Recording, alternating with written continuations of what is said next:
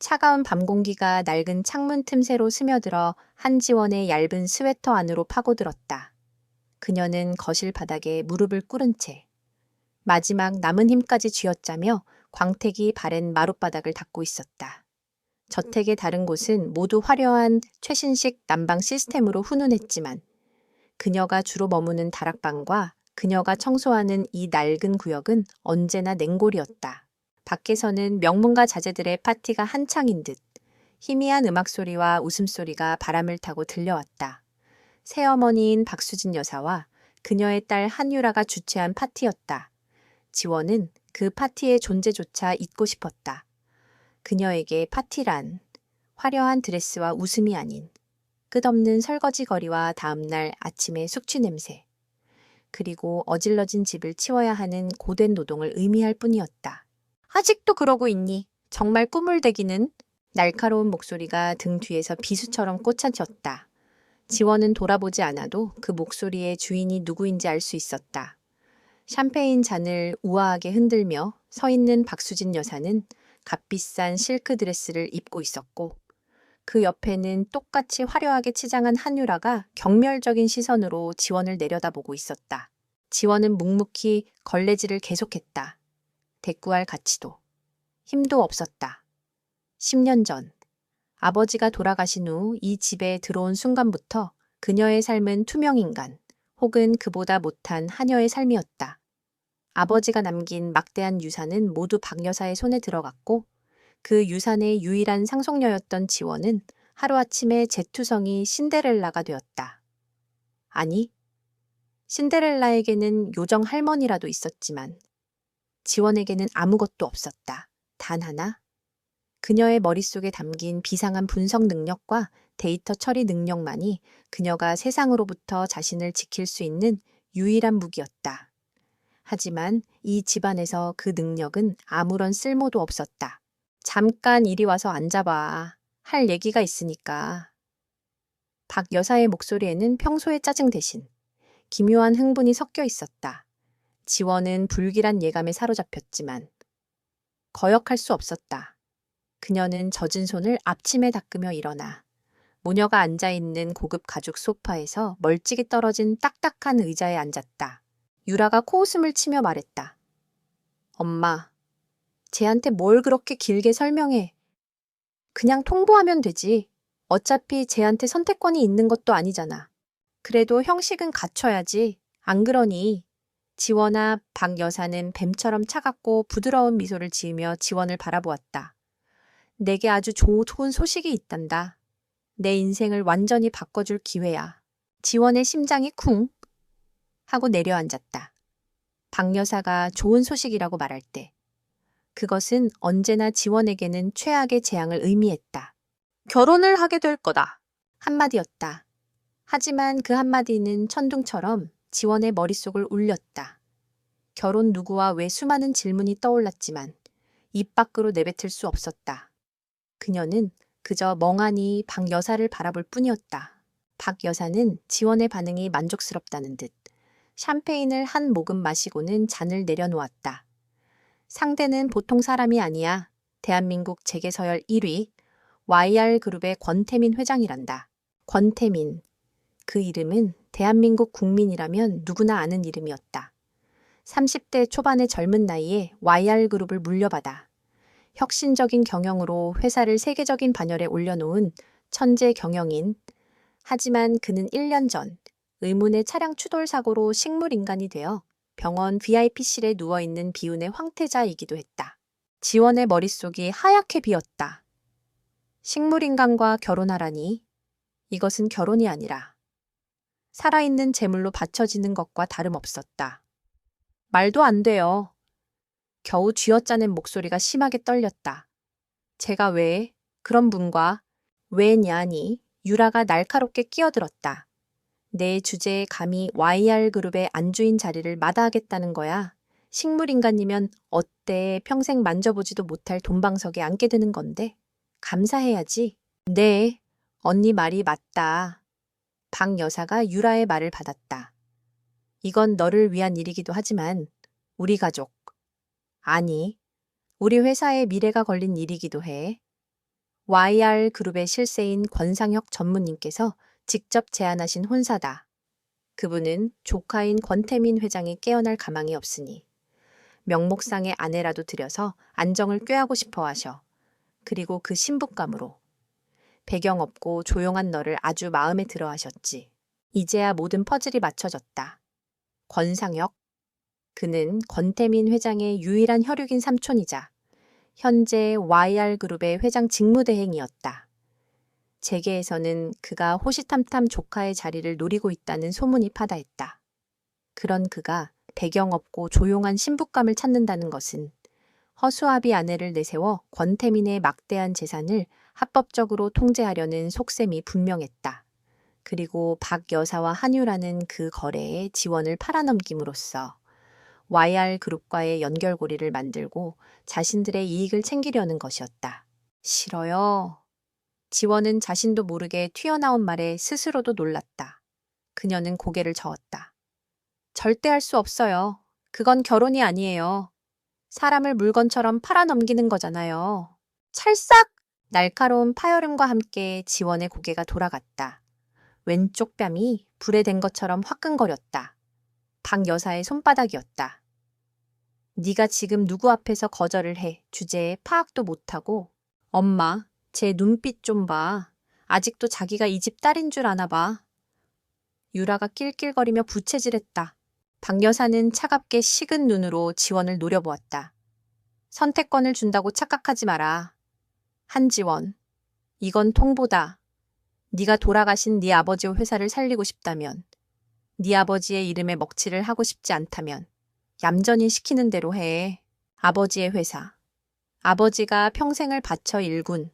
하지만 이제는 박 여사의 손에 넘어가 기울어가고 있는 회사. 그것은 지원의 유일한 약점이었다. 아버지가 남긴 마지막 유산이자 그녀가 언젠가 되찾고 싶었던 꿈이었다. 네가 이 결혼을 하면 권 전무님께서 우리 회사에 대규모 투자를 약속하셨다. 하지만 거절한다면 이 회사는 그대로 공중분해될 거야. 직원 수백 명이 길거리에 나앉게 되겠지. 모두 내 탓으로 말이다. 잔인한 협박이었다. 지원은 입술을 깨물었다. 피맛이 느껴졌다. 그녀는 선택의 여지가 없다는 것을 깨달았다. 처음부터 그녀에게 주어진 길은 하나뿐이었다. 그녀는 거대한 체스판 위에 언제든 버려질 수 있는 졸싯에 불과했다. 알겠습니다. 힘겹게 내뱉은 대답에 박 여사와 유라의 얼굴에 만족스러운 미소가 떠올랐다. 그들은 승리자였고 지원은 패배자였다. 그래, 진작 그럴 것이지. 박 여사는 마치 선심이라도 쓰듯 말했다. 준비해. 내일 아침 바로 병원으로 가서 혼인신고부터 할 거니까. 짐은 챙길 것도 없겠구나. 어차피 거기 가면 다 새로 줄 테니. 그날 밤 지원은 좁고 차가운 다락방 침대에 누워 한숨도 자지 못했다. 창밖으로 보이던 파티의 불빛은 모두 꺼지고 정막만이 그녀를 감쌌다. 그녀의 인생도 저 불빛처럼 꺼져버린 것 같았다. 내일부터 그녀는 한지원이라는 이름 대신 YR그룹의 식물인간 회장 부인이라는 이름으로 살아가야 했다. 감정도, 미래도 없는 인형처럼. 하지만 절망의 가장 깊은 곳에서 희미한 불씨가 타오르기 시작했다. 분노, 그리고 복수심. 그들은 그녀를 짓밟았다고 생각하겠지만 그녀는 아직 끝나지 않았다. 그녀의 머릿속에는 수많은 숫자와 데이터가 살아 숨쉬고 있었다. 언젠가 반드시 이 모든 굴욕을 되갚아 주리라. 이 거대한 기만의 판을 뒤엎고 모든 것을 제자리로 돌려놓으리라. 그녀는 눈을 감았다. 길고 긴 싸움이 시작되고 있었다. 다음 날 아침, 지원은 마치 사형장으로 끌려가는 죄수처럼 채올랐다. 박 여사와 유라는 동행하지 않았다. 대신 권상혁 전무가 보낸 검은 양복의 남자 2명이 그녀를 모시러 왔다. 차는 서울 시내를 미끄러지듯 달려 강남의 최고급 사립병원에 도착했다. 병원의 공기는 소독약 냄새와 돈 냄새가 뒤섞여 있었다. 일반 병동과는 완전히 분리된 VIP 병동의 복도는 최고급 호텔처럼 고요하고 화려했다. 복도 끝, 철저한 보안 시스템으로 지켜지고 있는 한 병실 문 앞에 차가 멈췄다. 이곳입니다. 한지원님. 한 남자가 정중하게, 그러나 감시의 눈초리를 거두지 않으며 말했다. 문이 잠금 장치가 해제되는 소리가 유난히 크게 울렸다. 끼익 소리와 함께 문이 열리고 지원은 안으로 발을 들였다. 방은 병실이라기보다는 고급 스위트룸에 가까웠다. 넓은 공간, 최고급 가구, 그리고 창밖으로 보이는 아름다운 정원. 하지만 그 모든 화려함은 방 한가운데 놓인 침대 앞에서 빛을 잃었다. 각종 생명 유지 장치에 둘러싸인 채 한 남자가 누워 있었다. 권태민, 사진과 영상으로만 보던 대한민국을 움직이던 그 남자가 지금은 미동도 없이 눈을 감은 채 가쁜 숨만 내쉬고 있었다. 창백한 얼굴, 굳게 닫힌 입술. 그의 시간은 1년 전 그날의 사고에 멈춰 있었다. 지원은 천천히 침대 곁으로 다가갔다. 이것이 그녀의 남편 될 사람이었다. 그녀의 운명을 송두리째 바꿔놓을 사람. 그리고 그녀가 뛰어들어야 할 거대한 전쟁의 중심에 있는 사람이었다. 그녀는 말없이 그를 내려다보았다. 그의 얼굴 위로 자신의 암담한 미래가 겹쳐 보였다. 그녀는 이 차가운 방에서, 이 숨 막히는 계약 속에서 과연 살아남을 수 있을까? 문이 닫히는 소리와 함께 그녀는 세상과 완전히 고립되었다. 한지원이 병실의 정막에 익숙해질 무렵 문이 다시 열리고 2명의 남자가 들어왔다. 한 명은 50대 중반으로 보이는 잘 재단된 회색 정장을 입은 남자였다.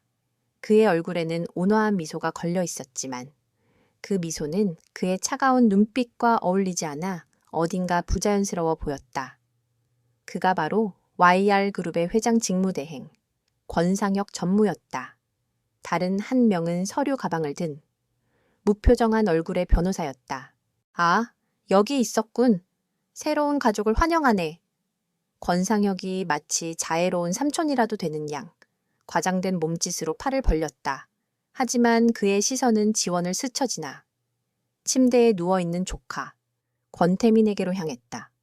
그 눈빛에는 걱정보다는 잘 전시된 전리품을 확인하는 듯한 만족감이 어렸다. 지원은 자리에서 일어나 가볍게 고개를 숙였다. 이 거대한 사기극에 또 다른 주연 배우가 등장한 것이었다. 인싸하게 이쪽은 우리 YR그룹의 법무팀을 총괄하는 김 변호사일세. 오늘 자네의 혼인신고 절차를 도와주실 분이지? 김 변호사는 기계적으로 고개를 까딱였을 뿐 아무 말도 하지 않았다. 그의 얼굴에는 어떠한 감정도 담겨 있지 않았다. 그는 그저 이 거래에 필요한 법적 도구일 뿐이라는 태도였다. 권상혁은 병실 한가운데 놓인 테이블을 가리켰다. 자, 여기 앉게. 복잡한 절차는 아니니 금방 끝날 걸세. 태민이가 이런 상태이니 우리가 모든 것을 대신 처리해야 하지 않겠나. 그의 말투는 한없이 부드러웠지만 그 안에는 너는 그저 시키는 대로 서명이나 하면 된다는 오만한 명령이 숨어 있었다. 지원은 말없이 테이블 의자에 앉았다. 김 변호사가 서류 가방에서 몇 가지 서류를 꺼내 그녀 앞에 펼쳐 놓았다. 혼인 신고서였다. 배우자란에는 권태민이라는 이름이 이미 적혀 있었다.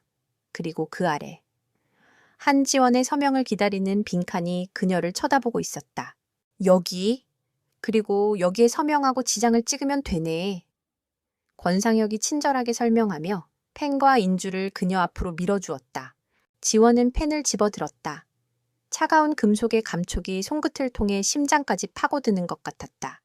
이 펜으로 자신의 이름을 쓰는 순간 그녀의 인생은 돌이킬 수 없는 궤도에 오르게 될 터였다. 그녀는 잠시 망설였다. 침대에 누워있는 남자를 흘깃 쳐다보았다. 그는 아무것도 모른 채 그저 기계에 의존해 숨만 쉬고 있을 뿐이었다. 이런 식으로 한 사람의 인생을 멋대로 결정해도 되는 걸까? 그녀의 망설임을 눈치챈 것일까? 권상혁이 나지막이 입을 열었다. 자네 아버님의 회사가 요즘 많이 어렵다고 들었네. 유능한 분이셨는데 안타까워. 하지만 이번 혼사로 YR그룹과 한 가족이 되면 처갓집을 그냥 보고만 있지는 않을 걸세. 내가 보장하지. 그것은 회유이자. 명백한 협박이었다. 지원은 눈을 감았다. 선택의 여지는 없었다. 그녀는 눈을 뜨고 망설임 없이 자신의 이름을 적어 내려갔다. 한지원, 세 글자를 쓰는 동안 그녀는 과거의 자신과 작별을 고했다.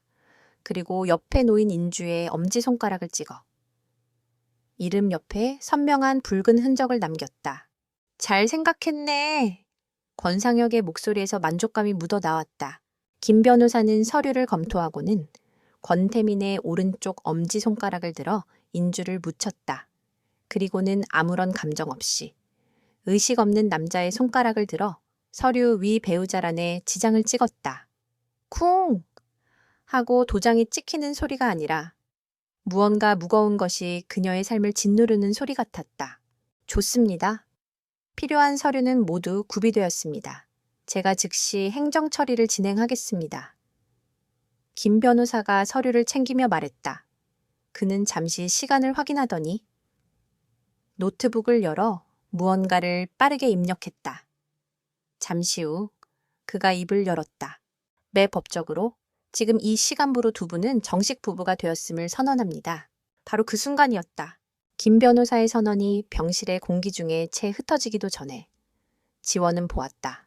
침대에 누워있던 권태민의 오른손 검지. 힘없이 이불 위에 놓여있던 그 손가락이 아주 미세하게. 하지만 분명히 움찔하는 것을 그것은 1초도 안 되는 찰나의 움직임이었다. 마치 전기가 통한 것처럼. 아주 짧고 경미한 경련. 권상혁과 김 변호사는 서류를 정리하고 자신들의 성공적인 거래에 만족하느라 아무것도 눈치채지 못했다. 오직 그를 뚫어지게 보고 있던 지원의 눈에만 그 움직임이 포착되었다. 지원의 심장이 미친 듯이 뛰기 시작했다. 잘못 본 것일까? 단순한 근육 경련 식물인간 환자에게 흔히 일어나는 무의식적인 반응. 머릿속에서는 이성적으로 그것을 분석하려 했지만 가슴은 아니라고 외치고 있었다. 그 움직임은 기계적이지 않았다. 마치 어떤 의지를 담고 있는 것처럼 느껴졌다. 김 변호사의 선언이 끝나자마자 일어난 그 절묘한 타이밍. 우연이라고 하기에는 너무나도 기묘했다. 그녀는 숨을 죽인 채 권태민의 얼굴을 다시 바라보았다. 그의 얼굴은 여전히 창백하고 미동도 없었다. 하지만 지원은 방금 자신이 본 것을 결코 잊을 수 없었다. 거대한 의혹의 씨앗이 그녀의 마음속에 심어졌다. 자, 이제 자네는 YR 그룹의 안주인이 되었네. 축하하네. 권상혁이 흡족한 미소를 지으며 일어섰다. 앞으로 태민이 곁을 잘 지켜주게. 필요한 건 뭐든지 비서실을 통해 지원될 걸세. 다만 한 가지 명심해야 할 게 있어. 그의 눈빛이 순간 날카롭게 변했다. 자네의 역할은 오직 태민이의 아내로서 그를 간병하는 것뿐이야. 회사 일에 관심을 갖거나 불필요한 행동을 하는 건 용납할 수 없네. 알겠나? 네. 지원은 짧게 대답했다. 그의 경고는 그녀의 의심에 더욱 불을 지폈다. 그는 무엇을 두려워하는 것일까? 권상혁과 김 변호사가 떠나고 병실에는 다시 정적이 찾아왔다. 하지만 이전의 정적과는 달랐다. 이제 이 공간에는 지원과 권태민, 그리고 방금 싹튼 거대한 비밀이 함께 존재하고 있었다. 지원은 의자를 끌어다 침대 옆에 앉았다. 그녀는 아무 말도 하지 않고 그저 그의 손을, 그의 얼굴을, 그를 둘러싼 생명 유지 장치의 모니터를 번갈아 쳐다보았다.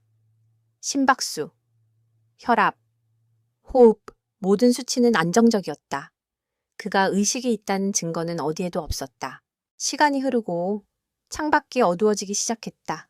저녁 식사가 들어왔지만 지원은 아무것도 먹을 수 없었다. 간호사가 들어와 권태민의 상태를 확인하고 영양액을 교체했다. 모든 것이 평소와 똑같이 기계처럼 돌아갔다. 정말 내가 헛것을 본 걸까? 희망과 절망이 교차하며 그녀를 혼란스럽게 만들었다. 밤이 깊어지고 복도의 불빛마저 희미해졌다. 병실 안은 침대 옆에 작은 스탠드 불빛만이 어둠을 밝히고 있었다. 지원은 지친 몸을 소파에 기대고 잠시 눈을 붙였다. 며칠간의 긴장과 스트레스가 한꺼번에 몰려왔다. 얼마나 지났을까? 삐, 삐 하는 기계음 외에는 아무 소리도 들리지 않는 깊은 정적 속에서 지원은 자신을 꿰뚫어 보는 듯한 강렬한 시선을 느꼈다. 반사적으로 눈을 떴다. 그리고 그녀는 숨을 멈췄다. 침대에 누워있던 권태민이 눈을 뜨고 그녀를 보고 있었다. 그것은 혼수 상태 환자의 초점 없는 눈빛이 아니었다. 깊고 차갑고 그리고 서늘할 정도로 명료한 지성이 담긴 눈빛이었다. 1년 동안 세상을 떠나 있던 사람의 눈빛이라고는 믿을 수 없을 만큼 그 눈은 살아있었다. 지원은 비명을 지를 뻔했다. 하지만 본능적으로 입을 틀어막았다. 심장이 갈비뼈를 부술듯이 세차게 뛰었다. 권태민은 아무 말도 하지 않았다. 그는 그저 뚫어질 듯이 지원을 응시했다. 그리고는 아주 천천히, 거의 알아차릴 수 없을 정도로 작게 고개를 가로저었다. 그 다음 그의 시선이 문 쪽을 향했다가 다시 천장의 구석, 아주 작은 점처럼 보이는 곳으로 향했다. 카메라. 그의 눈빛이 전하는 메시지는 명확했다. 우리는 감시당하고 있다. 아무 말도 하지 마라. 아무런 티도 내지 마라. 지원은 온몸에 피가 얼어붙는 것 같았다. 그렇다면 아까 본 손가락의 움직임도 헛것이 아니었다. 그는 의식이 있었다. 언제부터, 사고 직후부터, 아니면 최근에, 그리고 왜 그는 깨어났다는 사실을 숨기고 있는 것인가. 권태민의 눈이 다시 그녀를 향했다. 그의 눈빛에는 경고와 함께 기묘한 종류의 평가가 담겨 있었다.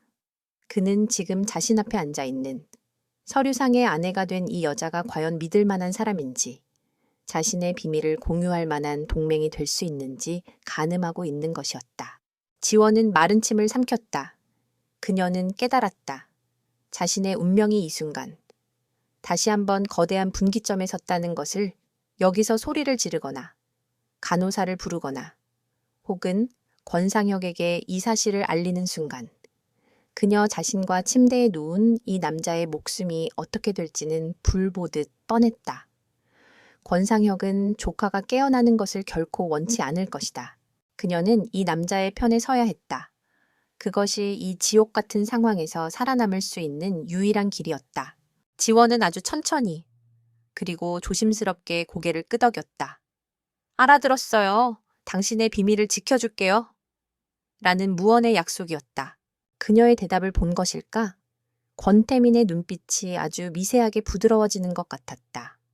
그는 천천히 눈을 감았다. 다시 깊은 잠에 빠진 식물인간의 모습으로 돌아갔다.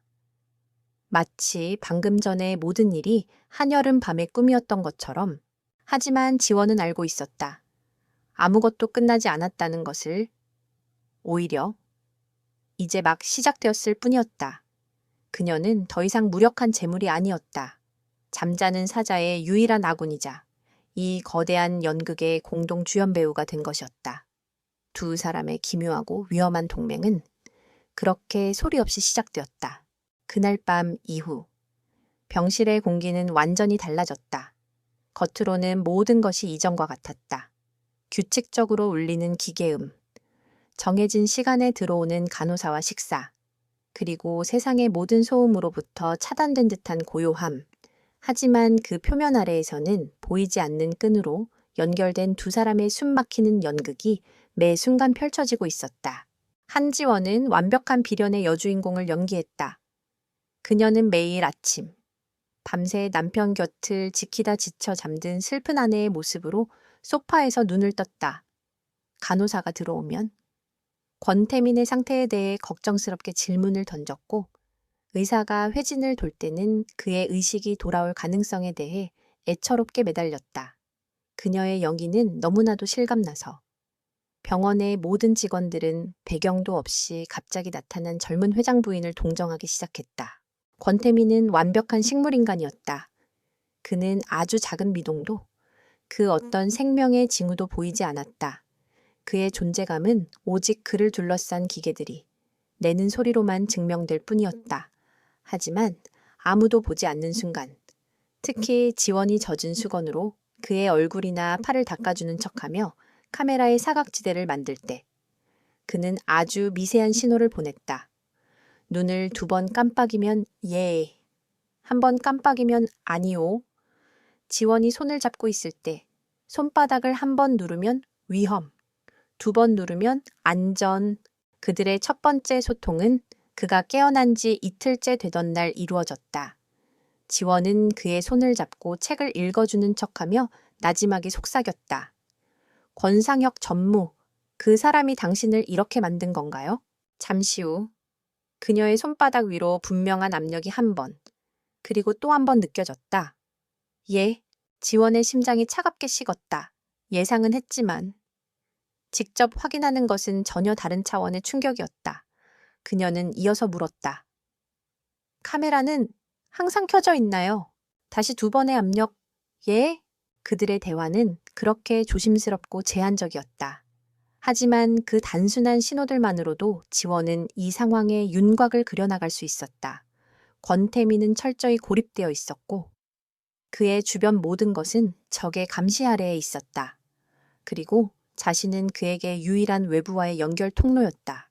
변화의 계기는 일주일 뒤에 찾아왔다. 권태민의 비서이자 YR그룹 내에서 유일하게 그가 신뢰하는 인물로 알려진 최민준 비서실장이 병실을 찾아왔다. 그는 30대 후반의 깔끔하고 지적인 인상이었지만 헬쑥해진 얼굴과 붉게 충혈된 눈은 지난 1년간 그가 겪었을 마음고생을 짐작하게 했다. 사모님, 처음 뵙겠습니다. 최민준입니다. 그는 지원에게 정중히 고개를 숙였다. 안녕하세요. 지원 역시 자리에서 일어나 마주 인사했다. 최 비서는 슬픔이 가득한 눈으로 침대에 누워있는 권태민을 바라보았다. 회장님께 업무 보고를 드리러 왔습니다. 의식이 없으시다는 건 알지만 그래도 이렇게라도 하지 않으면 제 마음이 편치 않아서요. 그는 권상혁 전무의 허락을 받고 정기적으로 이렇게 의식 없는 보고를 해왔다고 했다. 권상혁에게는 충성스러운 부하 직원의 가상한 행동으로 보였겠지만 지원은 이것이 단순한 요식행위가 아님을 직감했다. 최 비서는 서류 가방에서 태블릿 PC를 꺼내 회사 현황에 대해 보고하기 시작했다. 그의 목소리는 침착했지만 특정 프로젝트나 인물을 언급할 때 미세하게 톤이 달라졌다. 지원은 그가 무언가 다른 메시지를 전달하려 한다는 것을 눈치챘다. 그리고 최근 인수한 글로벌 로지스틱스 건은 권상혁 전무님의 지시에 순조롭게 진행되고 있습니다. 예상보다 인수 비용이 2배 가까이 들었지만 전무님께서는 미래를 위한 투자라고 강조하셨습니다. 그가 2배라는 단어를 말하는 순간 지원은 보았다. 권태민의 눈꺼풀이 아주 희미하게 파르르 떨리는 것을. 그것은 최 비서와 권태민 사이에 약속된 신호임이 틀림없었다. 보고가 끝난 후 최 비서는 지원에게 다가와 작은 상자를 내밀었다. 사모님을 위해 준비한 작은 선물입니다. 회장님께서 쓰시던 것과 같은 모델의 태블릿 PC입니다. 병실 생활이 지루하실 테니 이걸로 책이라도 읽으시면 좋겠습니다. 그의 눈빛이 지원에게 무언의 메시지를 보내고 있었다. 지원은 직감적으로 그 태블릿 PC가 평범한 물건이 아님을 깨달았다. 감사합니다. 잘 쓸게요. 최 비서가 돌아간 후 지원은 떨리는 손으로 태블릿 PC의 전원을 켰다. 겉보기에는 일반적인 최신형 태블릿과 다를 바 없었다. 하지만 최 비서가 남기고 간 메모지에 적힌 대로 화면의 특정 지점을 5번 연속으로 터치하자 일반적인 인터페이스가 사라지고 검은색 바탕에 보안 프로그램이 나타났다. 연결되기 중이라는 문구가 깜빡이고 있었다. 그날 밤 모두가 잠든 시간 지원은 태블릿을 들고 권태민의 침대 곁으로 다가갔다. 그녀는 최 비서가 함께 두고 간 작은 상자에서 아주 작은 센서 칩을 꺼냈다. 설명서에는 근전도 센서라고 적혀 있었다. 미세한 근육의 전기 신호를 감지하는 장치였다. 그녀는 권태민의 손목, 붕대 아래쪽에 아무도 눈치채지 못하도록 조심스럽게 그 센서를 붙였다. 태블릿 화면엔 연결 대기 중 문구가 연결 완료로 바뀌었다. 잠시 후 검은 화면 위로 하얀 글씨가 한자 한자 타자기를 치듯 나타나기 시작했다. 나를 믿어줘서 고맙다. 그것은 권태민이 보낸 첫 번째 메시지였다. 지원은 저도 모르게 입을 틀어막았다. 눈물이 핑 돌았다. 지난 일주일간의 외롭고 불안했던 시간이 보상받는 기분이었다. 그녀는 화면 아래의 자판을 이용해 답장을 보냈다. 괜찮으세요? 몸은 감옥이지만 정신은 그 어느 때보다 맑다. 초의 비서는 믿을 수 있는 내 사람이다. 그가 준 태블릿은 완벽하게 보안 처리되어 있다. 우리의 대화는 그 누구도 엿볼 수 없어. 어떻게 된 건가요? 사고에 대해. 그리고 왜 깨어난 걸 숨기는 거죠? 권태민의 손가락이 보이지 않는 허공에서 움직이며 그의 생각이 화면 위로 펼쳐졌다. 사고가 아니었다. 계획된 살인이었지. 브레이크 고장으로 위장했지만 나는 직감했다. 차가 낭떠러지로 추락하기 직전. 나는 운전석 문을 열고 몸을 던졌다. 머리에 큰 충격을 입고 며칠간 의식이 없었지만 병원으로 옮겨진 직후에 정신을 차렸다. 하지만 깨어난 순간 권상혁과 주치의가 나누는 대화를 들었다. 내가 영원히 깨어나지 못하게 만들 방법을 의논하고 있었지. 지원은 온몸에 소름이 돋았다. 그 순간 깨달았다. 병원 역시 적들의 소굴이라는 것을. 깨어나는 순간 나는 정말로 죽게 될 터였다. 그래서 나는 식물인간 행세를 하기 시작했다. 지난 1년 동안 나는 소리 없는 유령처럼 누워 모든 것을 듣고 지켜봐 왔다. 권상혁이 내 회사를 어떻게 좀먹고 있는지, 내 사람들을 어떻게 내치고 자신의 신복들로 채우고 있는지, 전부 다 당신과의 결혼도 그의 계획의 일부였군요. 그래, 그는 허수아비 아내를 내세워 내 의결권과 재산을 합법적으로 장악하려 했다. 배경 없고 힘없고 통제하기 쉬운 여자, 그게 바로 너였다. 하지만 그는 실수를 했다. 화면의 글씨가 잠시 멈췄다. 그는 너를 너무 과소평가했어. 지원의 심장이 두근거렸다. 내 자료를 봤다. 대학 시절. 익명으로 발표했던 기업 재무분석 논문들. 천재적이었어. 누구도 보지 못하는 데이터의 흐름 속에서 핵심을 꿰뚫어 보는 능력. 나는 네가 필요하다. 나의 눈과 머리가 되어다오. 이 병실 밖에서 나의 손과 발이 되어다오. 이것은 제안이자 명령이었다. 그리고 지원에게는 거부할 수 없는 기회이기도 했다. 그녀는 더 이상 운명에 끌려다니는 희생자가 아니었다. 이 거대한 복수극의 핵심 플레이어가 될 기회였다. 무엇을 하면 되죠? 잠시 후 화면에 새로운 단어가 떠올랐다. 프로젝트 피닉스, 프로젝트 피닉스. 그게 뭔가요? 1년 반 전, 내가 사고를 당하기 직전에 추진했던 대규모 신도시 개발 프로젝트다. 하지만 권상혁은 내가 쓰러지자마자 사업성이 없다는 이유로 프로젝트를 백지화하고 막대한 손실로 회계 처리했다. 하지만 난 믿지 않아. 그 프로젝트의 장부와 자금 흐름을 처음부터 다시 검토해줘. 분명 무언가 있을 거다.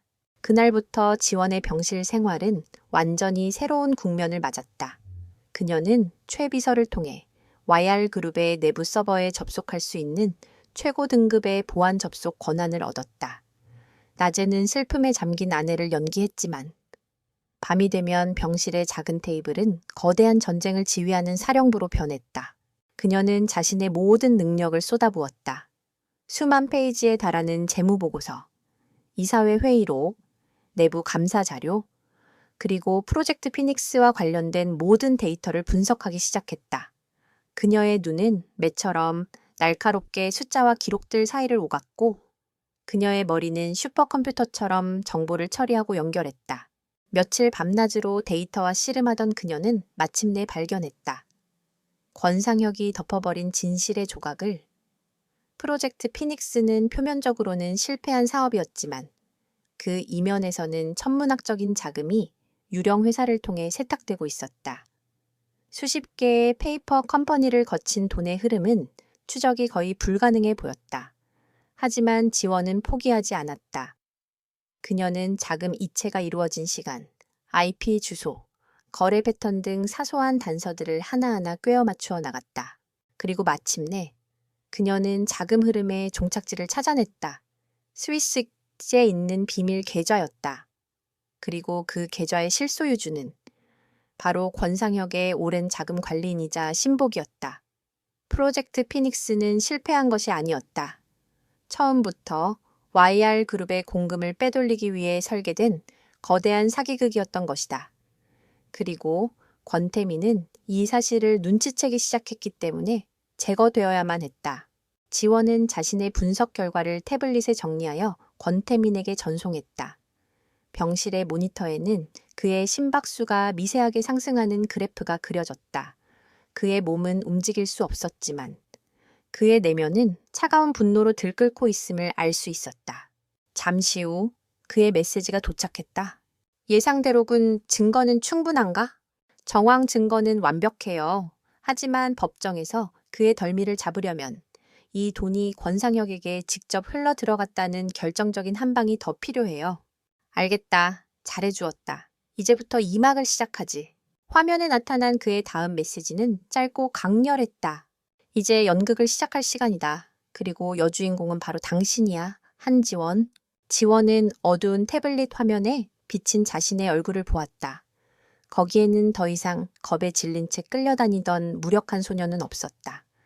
차갑게 빛나는 눈동자, 굳게 담은 입술, 거대한 적을 상대로 전쟁을 앞둔 지략가의 얼굴이 있었다. 권상혁 전무는 자신의 사무실 의자에 깊숙이 몸을 묻은 채 비서가 건넨 보고서를 만족스럽게 훑어보고 있었다. 보고서의 내용은 한지원에 대한 24시간 감찰 기록이었다. 그녀는 병실에서 대부분의 시간을 패션 잡지를 보거나 인터넷 쇼핑을 하며 보냈다. 가끔 책을 읽기도 했지만 전부 가벼운 로맨스 소설 따위였다. 한마디로 완벽한 허수아비였다. 역시 내 생각이 맞았어. 권상혁은 경멸적인 미소를 지으며 중얼거렸다. 머리는 텅 비고 세상 물정 모르는 어린애일 뿐이지. 이런 애를 조카 며느리로 들인 건 내 인생 최고의 한 수였어. 그는 한지원이란 존재를 자신의 계획을 완성하기 위한 마지막 퍼즐 조각으로 여겼다. 권태민의 막대한 재산과 의결권을 합법적으로 손에 넣기 위해서는 그의 법적 대리인이 될 아내가 필요했다. 하지만 그 아내는 절대 똑똑하거나 야망이 있어서는 안 되었다. 자신의 말에 고분고분 따르는 장식품 같은 존재여야만 했다. 그런 면에서 한지원은 모든 조건을 완벽하게 충족시키는 인물이었다. 이제 때가 무르익었다. 그는 이사들을 충분히 구워 삶았고 주주들의 여론도 자신에게 유리하게 조성해 놓았다. 남은 것은 공식적인 절차를 통해 권태민의 모든 권한을 자신에게 이양받는 것뿐이었다. 그리고 그 절차의 정당성을 확보하기 위해 한지원의 무능함과 동의가 필요했다. 그는 즉시 비서를 불러 지시했다. 임시이사회를 소집하게 안건은 회장 유고시 경영권 안정화 방안으로 하고 한지원 씨와 그 가족들도 보호자 자격으로 초청하도록. 그 소식이 병실에 전해진 것은 다음 날 아침이었다. 검은 정장을 입은 초의 비서가 무거운 표정으로 지원에게 이사회 소집 통보서를 전달했다. 지원의 옆에는 때마침 딸을 보러 왔다며 찾아온 박수진 여사와 한유라가 앉아 있었다. 어머, 익사회라니 지원이가 뭘 안다고 그런 데를 부르죠? 박 여사가 과장되게 걱정하는 척하며 말했다. 한유라는 노골적으로 비웃었다. 뻔하지. 뭐 제가 얼마나 멍청한지 이사들 앞에서 보여주고 모든 권한을 삼촌인 권 전무님께 넘기는 절차를 밟으려는 거겠지. 잘 됐네. 뭐 우리도 YR그룹 이사님들 얼굴이나 구경하고 오자. 그들의 조롱을 들으며 지원은 말없이 통보서를 내려다보았다. 올 것이 왔다는 생각에 오히려 마음이 차분해졌다. 그녀는 그들의 눈을 피해 침대에 누워있는 권태민을 향해 아주 미세하게 고개를 끄덕였다. 계획대로라는 신호였다. 그날 밤 병실은 거대한 전쟁을 앞둔 비밀작전 상황실이 되었다. 지원은 태블릿을 통해 권태민과 쉴 새 없이 메시지를 주고받았다. 권상혁이 드디어 움직이기 시작했군. 예상했던 시나리오다. 제가 뭘 어떻게 해야 하죠? 이사회에 가본 적도 없어요. 모두 그 사람 편일 텐데요. 지원의 손가락이 긴장으로 떨렸다. 두려워하지 마. 넌 혼자가 아니야. 이제부터 내가 하는 말을 잘 들어. 이것이 우리의 첫 번째 방역이다. 권태민은 그녀에게 자신의 아버지가, 즉 YR그룹의 선대 회장이 유 원장에 남겨둔 비밀 조항에 대해 설명하기 시작했다. 그것은 아들인 권태민의 신변에 예측 불가능한 위협이 닥칠 것을 염려한 아버지가 아들을 보호하기 위해 마지막으로 남겨둔 안전장치였다. 선대 회장님의 유 원장 제13조 사항. 아들 권태민이 의학적으로 의사결정 불능 상태에 빠질 경우 그의 법적 배우자는 중립적인 의료위원회에 의해 그의 상태가 영구적인 것으로 판정되기 전까지 그의 핵심 자산 및 의결권 이양에 관한 모든 안건에 대하여 일시적이며 양도 불가능한 거부권을 갖는다. 지원은 숨을 죽인 채 화면을 응시했다. 심장이 세차게 뛰었다. 이 조항은 나 외에는 아무도 그 존재를 모른다. 아버지가 돌아가시기 직전 개인적으로 내게만 알려주셨기 때문이지. 권상혁은 이사회를 통해 너의 무능함을 부각시키고 이사들의 동의를 얻어 내 모든 권한을 자신에게 위임하는 안건을 통과시키려 할 거다. 모든 것이 그의 뜻대로 진행되고 있다고 확신하는 순간 네가 이 조항을 무기처럼 꺼내 드는 거야. 제가 할 수 있을까요? 할 수 있다. 넌 이미 증명했어. 내가 너에게 원하는 건 변호사 같은 유창한 언변이 아니야. 그저 정확한 타이밍에 정확한 문장을 흔들림 없는 목소리로 말하기만 하면 된다. 나머지는 이 조항이 가진 법적 효력이 알아서 할 거야. 그는 지원에게 이사회에서 일어날 수 있는 모든 시나리오를 시뮬레이션 해주었다. 권상혁이 어떤 말을 할지, 이사들은 어떤 반응을 보일지, 그리고 그녀는 그 상황에서 어떤 표정과 어떤 말투로 대응해야 하는지. 그는 병상에 누워 있었지만 그의 전략은 살아 움직이며 지원의 머릿속에 각인되었다. 이사회 당일, 지원은 최 비서가 준비해준 단정하지만 값비싼 검은색 원피스를 입었다. 화려하게 치장한 박여사와 한유라 사이에서 그녀의 모습은 오히려 기품 있고 진중해 보였다. YR그룹 본사 최상층에 위치한 이사회 회의실은 거대하고 위압적이었다. 길고 육중한 마호가니 테이블 주위로 대한민국 재계를 움직이는 YR그룹의 이사들이 무거운 표정으로 앉아 있었다. 대부분이 권상혁이 심어놓은 그의 사람들이었다. 지원이 박 여사와 한유라를 대동하고 회의실에 들어서는 순간 모든 시선이 그녀에게로 쏠렸다. 동정, 호기심, 그리고 경멸이 섞인 시선들이었다. 그녀는 이 거대한 수족관에 던져진 작은 물고기처럼 보였다. 권상혁이 테이블 상석에서 일어나 인자한 미소로 그녀를 맞았다. 오느라 고생했네. 아가, 어려운 자리겠지만 우리 YR그룹의 미래를 위해 꼭 필요한 절차이니 이해해주게. 그는 지원을 자신의 옆자리에 앉혔다.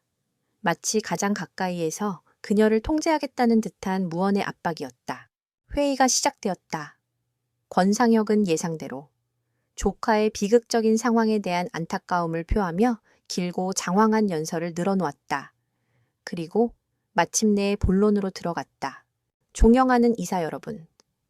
주지하시다시피 현재 권태민 회장님은 정상적인 경영 활동이 불가능한 상태입니다. 이런 중차대한 시기에 회사의 리더십 공백을 최소화하고 안정적인 경영을 이어나가기 위해 저는 오늘 이 자리에서 중대한 제안을 드리고자 합니다. 그는 잠시 말을 멈추고 이사들을 둘러본 뒤 지원을 향해 부드럽지만 단호한 목소리로 말했다. 권태민 회장님의 법적 대리인인 한지원님은 경영에 대한 경험과 전문 지식이 전무한 상태입니다. 이는 누구도 부인할 수 없는 사실입니다.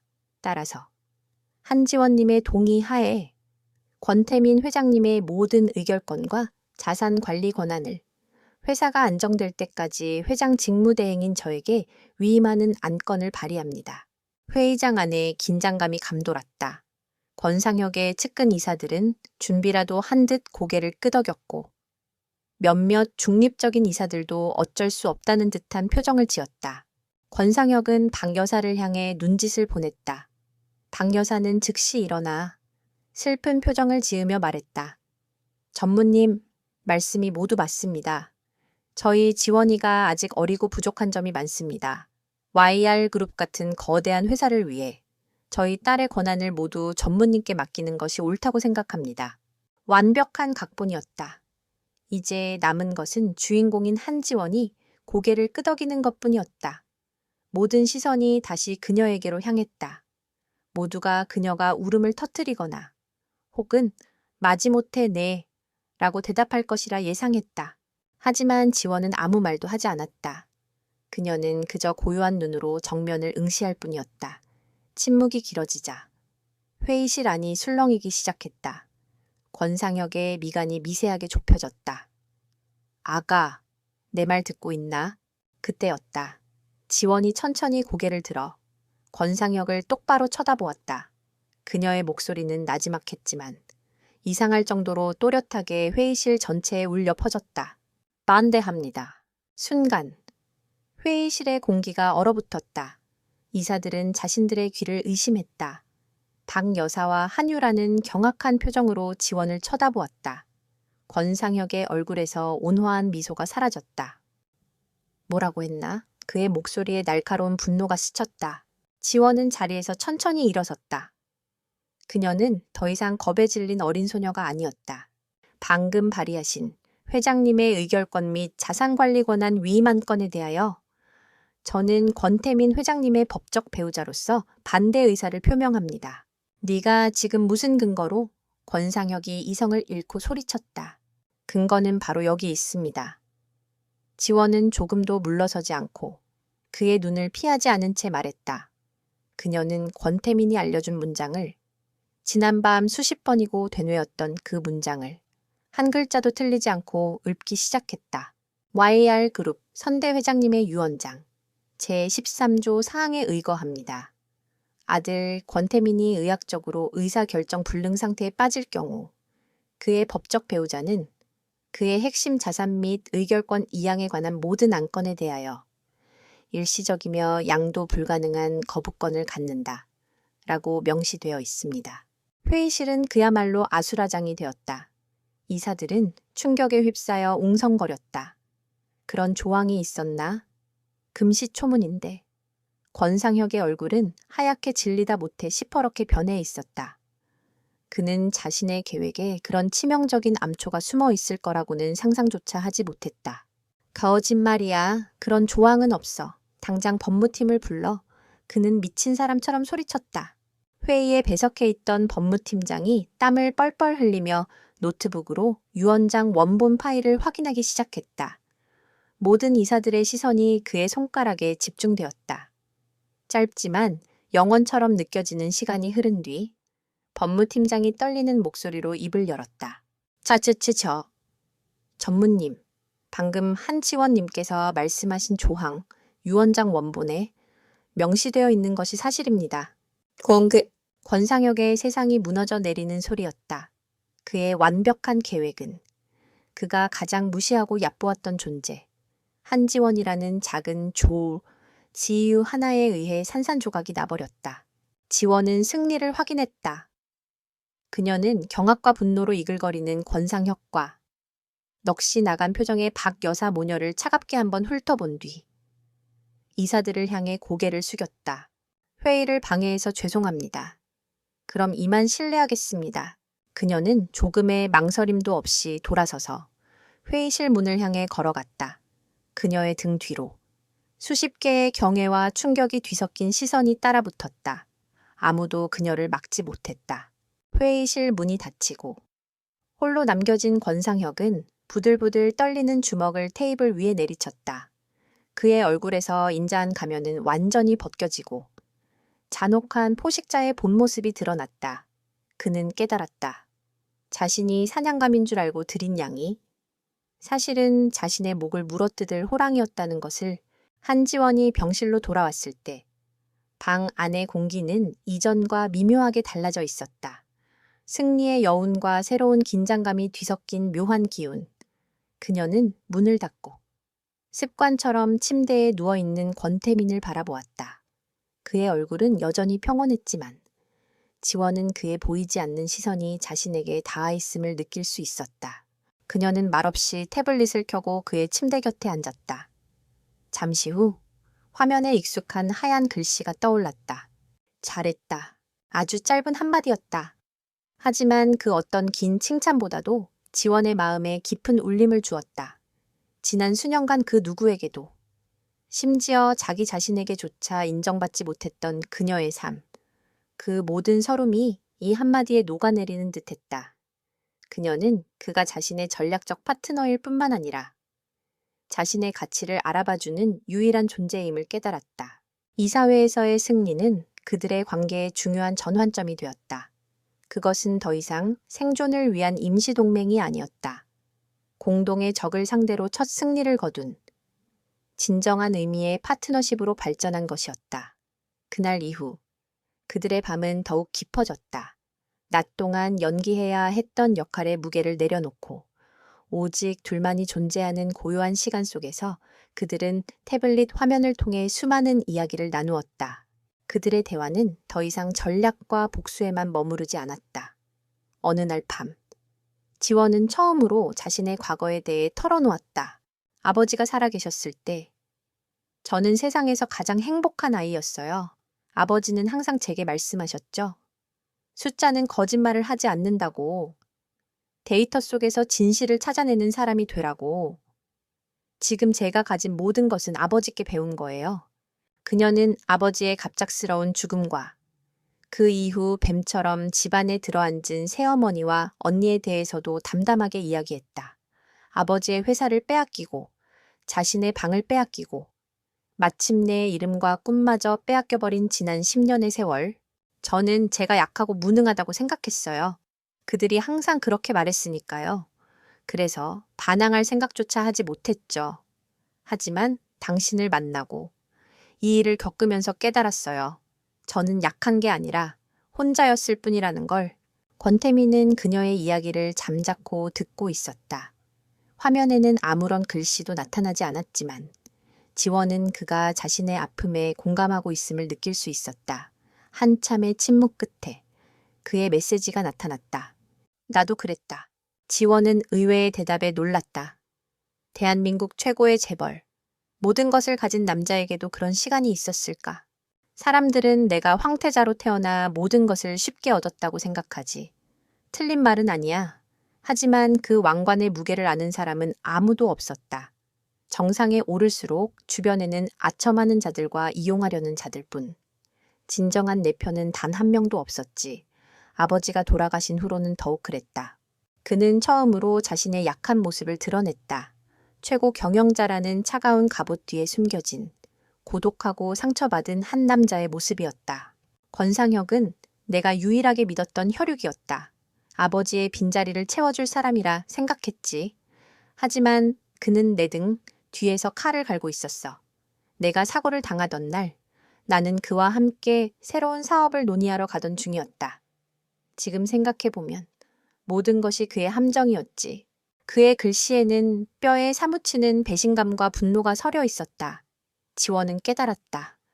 그들 두 사람은 전혀 다른 세상에서 살아왔지만 가장 믿었던 사람에게 배신당하고 모든 것을 빼앗길 뻔했다는 깊은 상처를 공유하고 있었다.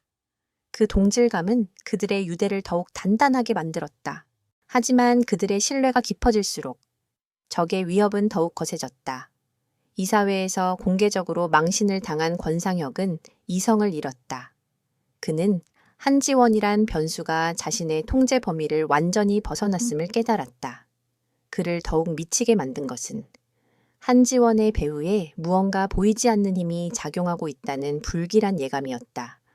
그는 더 이상 우회적인 방법을 쓸 여유가 없었다. 문제의 근원을 제거하기로 결심했다. 바로 권태민이었다. 며칠 후 병원에 새로운 얼굴이 보이기 시작했다. 자신을 병원 시설 관리팀의 새로운 직원이라고 소개한 한 남자는 유난히 권태민의 병실 주변을 자주 서성였다. 지원은 그의 음침한 눈빛과 어색한 행동에서 본능적인 위협을 느꼈다. 그녀는 이 사실을 즉시 권태민에게 알렸고 그는 최 비서를 통해 그 남자의 뒷조사를 지시했다. 불길한 예감은 현실이 되었다. 그날 밤 서울에는 거센 비바람이 몰아쳤다. 창문을 때리는 빗소리가 병실의 고요함을 깨뜨렸다. 지원은 소파에 앉아 의료 전문 서적을 읽고 있었다. 권태민을 더 잘 간병하기 위해 그리고 만약의 사태에 대비하기 위해 그녀는 생명 유지 장치에 대한 공부를 게을리하지 않았다. 자정이 가까워질 무렵이었다. 갑자기 병실의 모든 불이 깜빡거리더니 펑 하는 작은 파열음과 함께 암흑이 찾아왔다. 정전이었다. 하지만 단순한 정전이 아니었다. 권태민의 침대 옆에서 그의 생명을 유지하던 인공호흡기와 각종 모니터 장비들이 일제히 멈춰섰다. 비상전력이 즉시 가동되어야 했지만 어찌된 일인지 아무런 반응이 없었다. 삐삐삐삐삐 어둠 속에서 인공호흡기의 날카로운 경고음이 심장을 찢을 듯이 울려 퍼졌다. 산소 공급이 중단되었다는 치명적인 신호였다. 무서운 일이야. 지원은 책을 던지고 침대로 달려갔다. 어둠 속에서 희미하게 타는 냄새가 났다. 그녀는 핸드폰 불빛을 비춰 전원 코드가 꽂혀 있던 벽의 콘센트 주변이 검게 그을려 있는 것을 발견했다. 단순한 정전이 아니라 의도된 과부하로 인한 쇼트였다. 비상전력까지 차단된 명백한 살인 시도였다. 권태민은 숨을 쉴 수 없었다. 의식은 또렷했지만 그의 폐는 스스로 움직일 수 없었다. 가슴이 쇠사슬로 묶인 듯 조여오고 눈앞이 아득해졌다. 죽음의 공포가 그의 전신을 덮쳤다. 그는 이대로 아무것도 하지 못하고 어둠 속에서 질식해 죽는 것인가. 그 순간 그의 뺨 위로 다급하지만 따뜻한 손길이 느껴졌다. 한지원이었다. 괜찮아요, 괜찮아요. 내가 있어요. 그녀의 목소리는 떨리고 있었지만 그 안에는 강한 결의가 담겨 있었다. 그녀는 패닉에 빠지지 않았다. 그녀는 며칠 밤낮으로 공부했던 매뉴얼을 떠올렸다. 그녀는 망설임 없이 인공호흡기 튜브를 전동기계에서 분리하고 침대의 머리맡에 비치된 수동식 호흡 보조기구, 엠부백, 안부박을 집어들었다. 그녀는 엠부백을 튜브에 연결하고 규칙적으로 그리고 정확한 압력으로 공기를 불어넣기 시작했다. 하나, 둘, 셋. 그녀의 작은 손이 움직일 때마다 신선한 산소가 권태민의 폐로 흘러 들어갔다. 막혔던 숨이 트이며 권태민은 지옥의 문턱에서 돌아올 수 있었다. 그는 어둠 속에서 자신을 위해 필사적으로 싸우고 있는 그녀의 실루엣을 보았다. 그녀는 더 이상 그의 전략을 수행하는 파트너가 아니었다. 그의 생명을 손에 쥔 그의 유일한 구원자였다. 지원은 한 손으로는 엠부백을 펌프질하며 다른 한 손으로는 비상호출 버튼을 미친 듯이 눌렀다. 하지만 호출기는 먹통이었다. 통신까지 차단된 것이었다. 젠장! 그녀는 낮은 욕설을 뱉으며 자신의 핸드폰으로 최 비서에게 전화를 걸었다. 다행히 외부 통신은 살아있었다.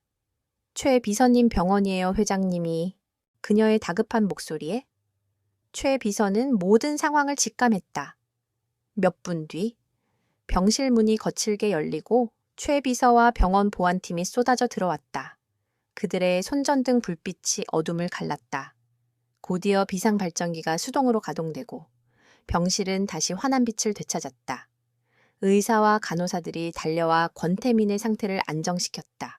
모든 것이 정상으로 돌아왔을 때 지원은 그 자리에 주저앉았다. 손과 팔에 모든 힘이 빠져나간 상태였다. 그녀가 놓친 엠부백이 바닥으로 떨어졌다. 조사 결과는 명백했다. 누군가 의도적으로 메인 전원과 비상 전력 시스템을 모두 파괴했다. 시설 관리팀 직원으로 위장했던 남자는 이미 종적을 감춘 뒤였다. 모든 증거는 권상혁을 가리키고 있었지만 그는 교묘하게 자신의 뒤에 꼬리를 남기지 않았다.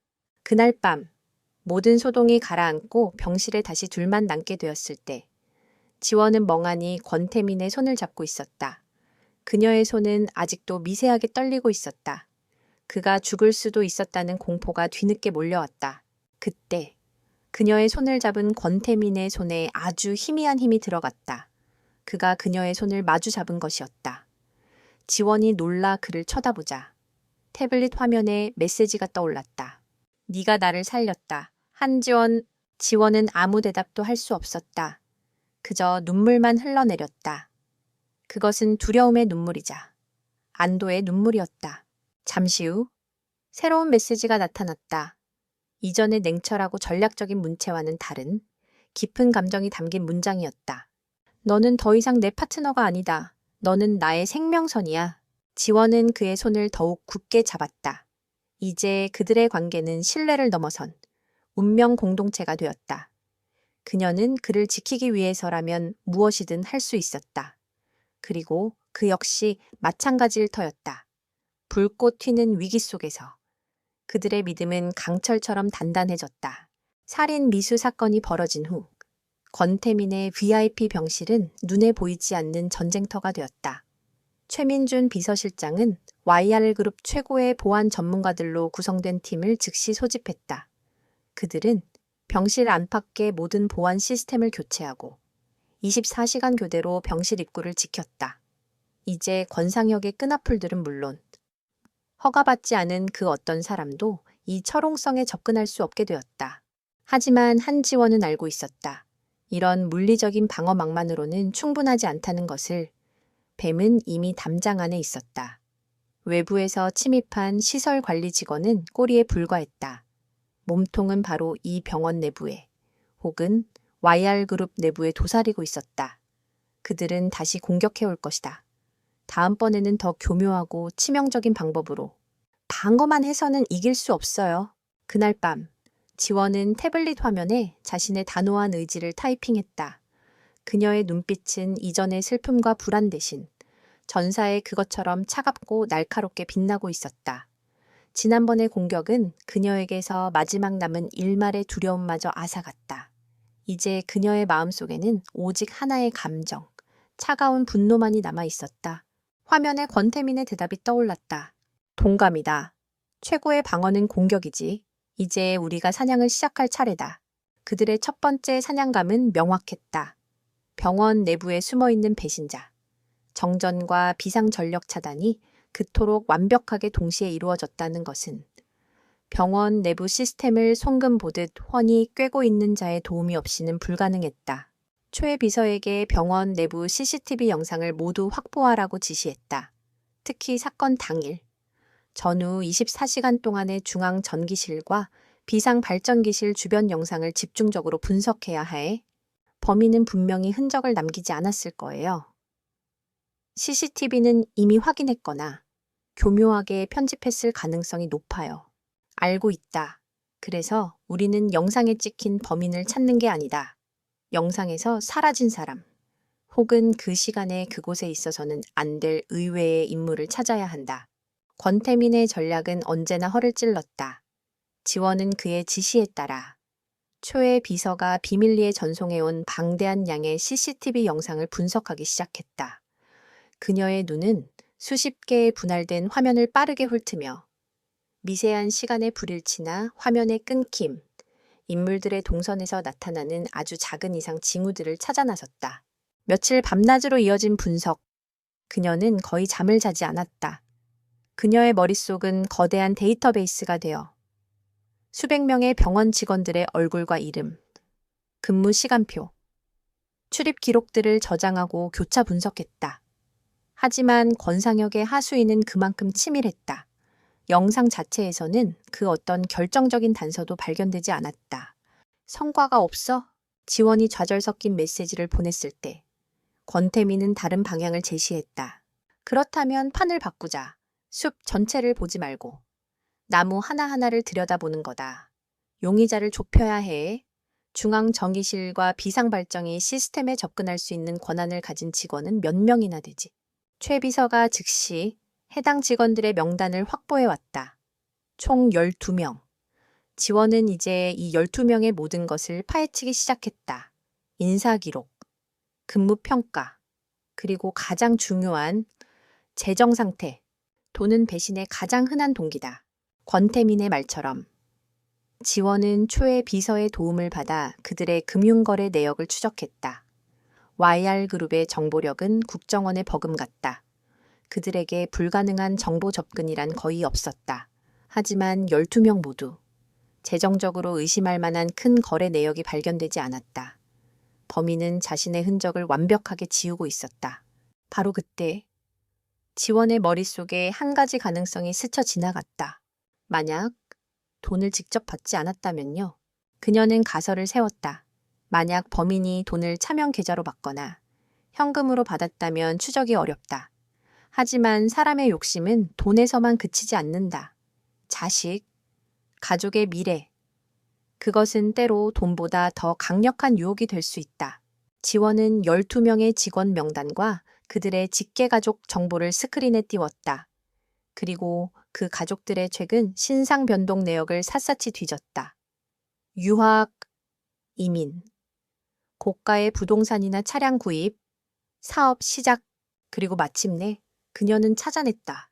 박선영, 20년 경력의 베테랑 수간호사. 그녀는 권태민이 입원한 VIP 병동의 책임자 중 한 명이었고 누구에게나 친절하고 신망받는 인물이었다. 그녀의 아들이 2달 전 엄청난 학비와 생활비로 유명한 스위스의 한 명문 요리학교에 입학했다는 사실을 지원은 발견했다. 평범한 간호사의 월급으로는 도저히 감당할 수 없는 수준의 비용이었다. 찾은 것 같아요. 박선영 수간호사. 하지만 물증이 없어요. 심증만으로는 뱀의 꼬리를 잡을 수 없을 뿐더러 오히려 우리가 역습을 당할 수도 있어요. 이 물증이 다시 없다면 만들게 하면 된다. 권태민의 다음 계획은 대담하고 위험했다. 그는 박선영이라는 미끼를 이용해 그 뒤에 숨어있는 더 큰 몸통, 권상혁을 낚아 올릴 함정을 설계하기 시작했다. 며칠 후 병실에 작은 소문이 돌기 시작했다. 초의 비서가 의도적으로 흘린 정보였다. 미국의 유명한 뇌신경 전문의인 존슨 박사가 다음 주에 극비리에 내한하여 권태민 회장의 상태를 직접 진찰할 예정이다. 존슨 박사는 최신 치료법을 통해 식물인간 환자를 깨어나게 한 전적이 여러 번 있으며 이번에도 긍정적인 결과가 기대된다. 이것은 완벽한 거짓 정보였다.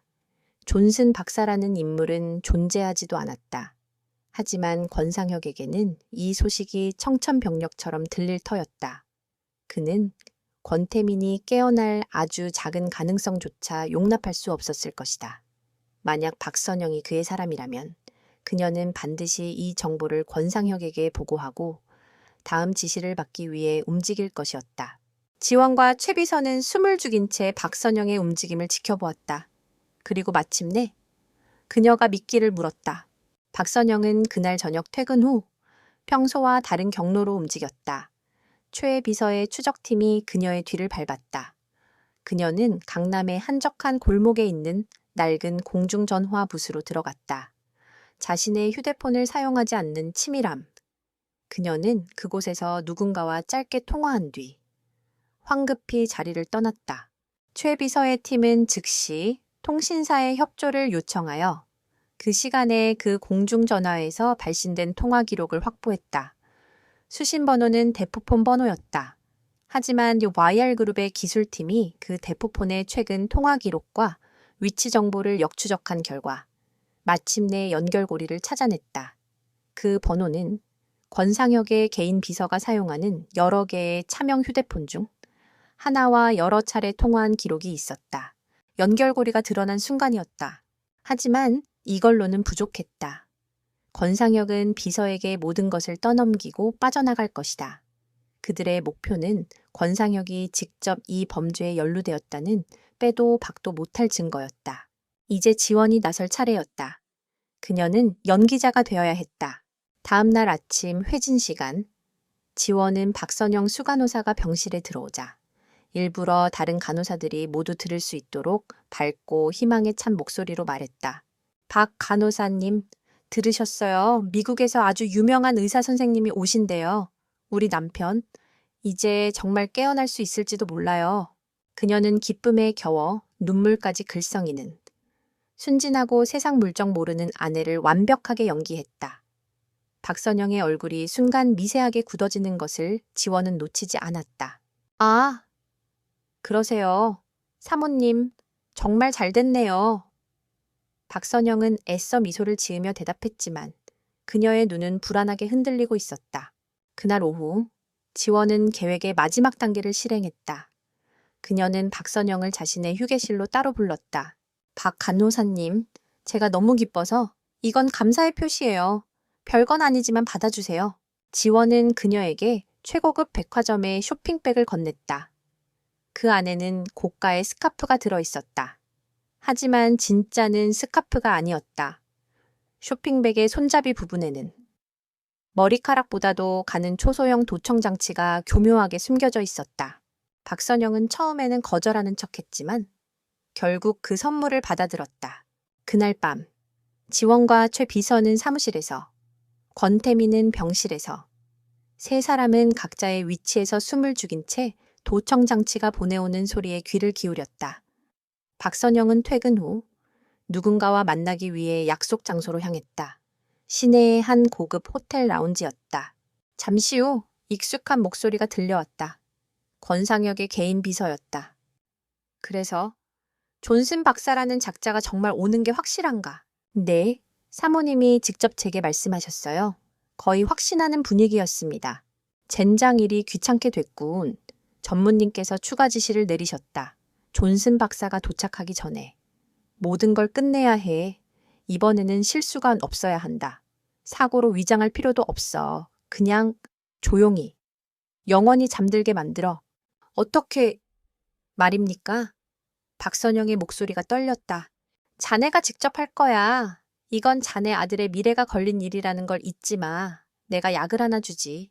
무색무취야. 링거에 주사하기만 하면 10분 안에 심장마비로 조용히 가게 될 거다. 부검을 해도 아무것도 나오지 않아. 모든 대화가 선명하게 녹음되고 있었다. 그것은 권상혁의 살인교사 혐의를 입증할 결정적인 증거였다. 하지만 그들의 대화는 거기서 끝나지 않았다. 비서는 권상혁의 칭찬을 등에 업고 자신의 공을 자랑하듯 충격적인 사실을 털어놓기 시작했다. 1년 전에도 자네처럼 우리 쪽 사람이 내부에서 도와준 덕분에 일이 아주 깔끔하게 처리됐었지. 권태민 그놈의 개인 경호팀장이 바로 우리 사람이었거든. 그놈이 브레이크에 손을 좀 봐준 덕분에 대한민국 최고의 천재가 한순간에 식물인간이 될 줄 누가 알았겠나. 하하하. 지원은 저도 모르게 입을 틀어막았다. 권태민의 가장 가까이에서 그를 지켜야 할 경호팀 장마저 배신자였다니. 권상혁의 검은 거미줄은 그들이 상상했던 것보다 훨씬 더 깊고 넓게 퍼져 있었다. 녹음 파일은 최 비서의 손에 안전하게 저장되었다. 이제 그들은 단순한 배신자의 네트워크가 아니라 YR그룹의 심장부까지 썩어 들어가게 만든 거대한 부패와 음모의 전체 지도를 손에 넣게 된 것이었다. 그 지도에는 권상혁을 중심으로 그의 자금을 관리하는 재무팀 이사, 그의 불법적인 지시를 이행하는 법무팀의 일부 변호사들, 그리고 그룹의 주요 정보를 빼돌리는 핵심 계열사 사장들의 이름까지 적혀 있었다. 병실의 권태민은 태블릿 화면을 통해 모든 것을 전해 들었다. 그는 아무런 메시지도 보내오지 않았다. 하지만 지원은 느낄 수 있었다. 화면 너머로 그의 차가운 분노가 마치 활화산처럼 들끓고 있음을, 한때 그가 자신의 제국이라고 믿었던 곳이 사실은 배신자들의 소굴이었음을 확인한 왕의 심정은 어떠할까? 어둠 속에서 지원은 최 비서가 작성한 적들의 관계도를 뚫어지게 쳐다보았다. 거미줄처럼 얽히고 설킨 배신자들의 이름, 이제 더 이상 물러설 곳은 없었다. 이것은 단순한 경영권 분쟁이 아니었다. 정의와 불의, 선과 악의 전면전이었다. 그리고 그녀는 이 전쟁의 가장 중요한 최전선에 서 있었다. 권상혁의 거대한 배신 네트워크가 담긴 지도를 손에 넣은 순간부터 병실 안의 분위기는 복수심을 넘어선 차가운 결의로 가득 찼다. 그들은 더 이상 방어하거나 방역하는 수준에 머물지 않았다. 이것은 적의 심장부를 도려내고 썩어버린 제국을 뿌리부터 재건하기 위한 전면전의 서막이었다. 단순히 녹음 파일을 폭로하는 것만으로는 부족해요. 지원의 손가락이 태블릿 위에서 빠르게 움직였다. 그녀의 사고는 지난 몇 주간의 실전을 통해 날카로운 전략가의 그것으로 변모해 있었다. 권상혁은 꼬리 자르기의 명수예요. 비서에게 모든 죄를 뒤집어 씌우고 자신은 법망을 빠져나갈 겁니다. 그렇게 되면 우리는 결정적인 증거만 잃고 그는 더 깊이 숨어버리겠죠. 그와 그의 하수인들을 한꺼번에 다시는 재기할 수 없도록 완벽하게 무너뜨려야 해요. 화면에 권태민의 대답이 나타났다. 정확하다. 뱀을 잡으려면 머리를 잘라야 하지만 그 전에 독사들을 모두 한 구덩이로 몰아 넣어야 한다. 그들이 가진 불법 자금, 즉 그들의 힘의 원천을 모두 빼앗아 스스로 무너지게 만들어야 하에. 어떤 방법으로요? 덫을 놓는다. 권태민의 계획은 대담했다. 그는 인간의 가장 원초적인 약점, 즉 탐욕을 이용한 함정을 설계하기 시작했다. 그들의 첫 번째 승리가 권상혁의 오만을 이용한 것이었다면 이번에는 그의 끝없는 탐욕을 겨냥한 것이었다. 그 계획의 배경에는 지원조차 모르고 있던 비밀이 하나 있었다. 권태민은 더 이상 침대 위에 완전히 갇혀있는 무력한 존재가 아니었다. 지난 몇 달간 그는 초에 비서가 극비리에 섭외한 국내 최고의 재활치료사의 도움을 받아 밤마다 피나는 재활 훈련을 해왔다. 처음에는 손가락을 까딱이는 것부터 시작해 이제는 다른 사람의 부축을 받아 잠시나마 일어설 수 있을 정도까지 회복된 상태였다. 그의 육체는 아직 완전하지 않았지만 그의 정신력은 강철 같았다.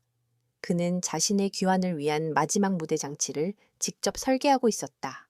그들의 새로운 작전명은 프로젝트 이카루스였다. 태양을 향해 날아오르다 스스로 파멸하는 그리스 신화 속 인물처럼 권상혁이 거부할 수 없는 달콤한 유혹의 태양을 향해 제 발로 날아들게 만들 계획이었다. 작전의 핵심은 가짜 투자처였다. 초의 비서는 YR그룹의 해외 투자팀을 통해 동남아시아의 한 바이오테크 스타트업에 대한 정보를 권상혁의 신복인 재무담당 이사에게 실수인 척 흘렸다. 에테르나 바이오 에테르나 비오라는 이름의 이 회사는 획기적인 노화 방지 기술 특허를 곧 취득할 예정이며 특허 취득과 동시에 주가가 수십 배 폭등할 것이라는 미끼를 달고 있었다. 물론 이 회사는 최 비서가 조세 피난처에 설립한 유령 회사에 불과했다. 지원의 역할은 이 미끼를 더욱 그럴듯하게 만드는 것이었다. 그녀는 갑자기 바이오 기술과 해외 투자에 지대한 관심을 보이는 순진하지만 운 좋게 대박 정보를 손에 넣은 상속녀를 연기했다. 그녀는 낮에는 병실에서 관련 서적을 탐독했고 YR그룹의 재무고문에게 전화를 걸어 에테르나 바이오라는 회사에 대해 아세요? 제 친구가 그러는데 여기가 그렇게 유망하다면서요? 와 같은 어설픈 질문을 던졌다. 권상혁은 처음에는 이 정보를 반신반의했다. 하지만 그의 정보원으로부터 한지원이 개인적으로 이 회사에 거액을 투자하기 위해 준비 중이라는 보고가 들어오자 그의 의심은 탐욕으로 변하기 시작했다. 그는 한지원이란 멍청한 계집이 운 좋게 황금알을 낳는 거위의 정보를 손에 넣었다고 확신했다.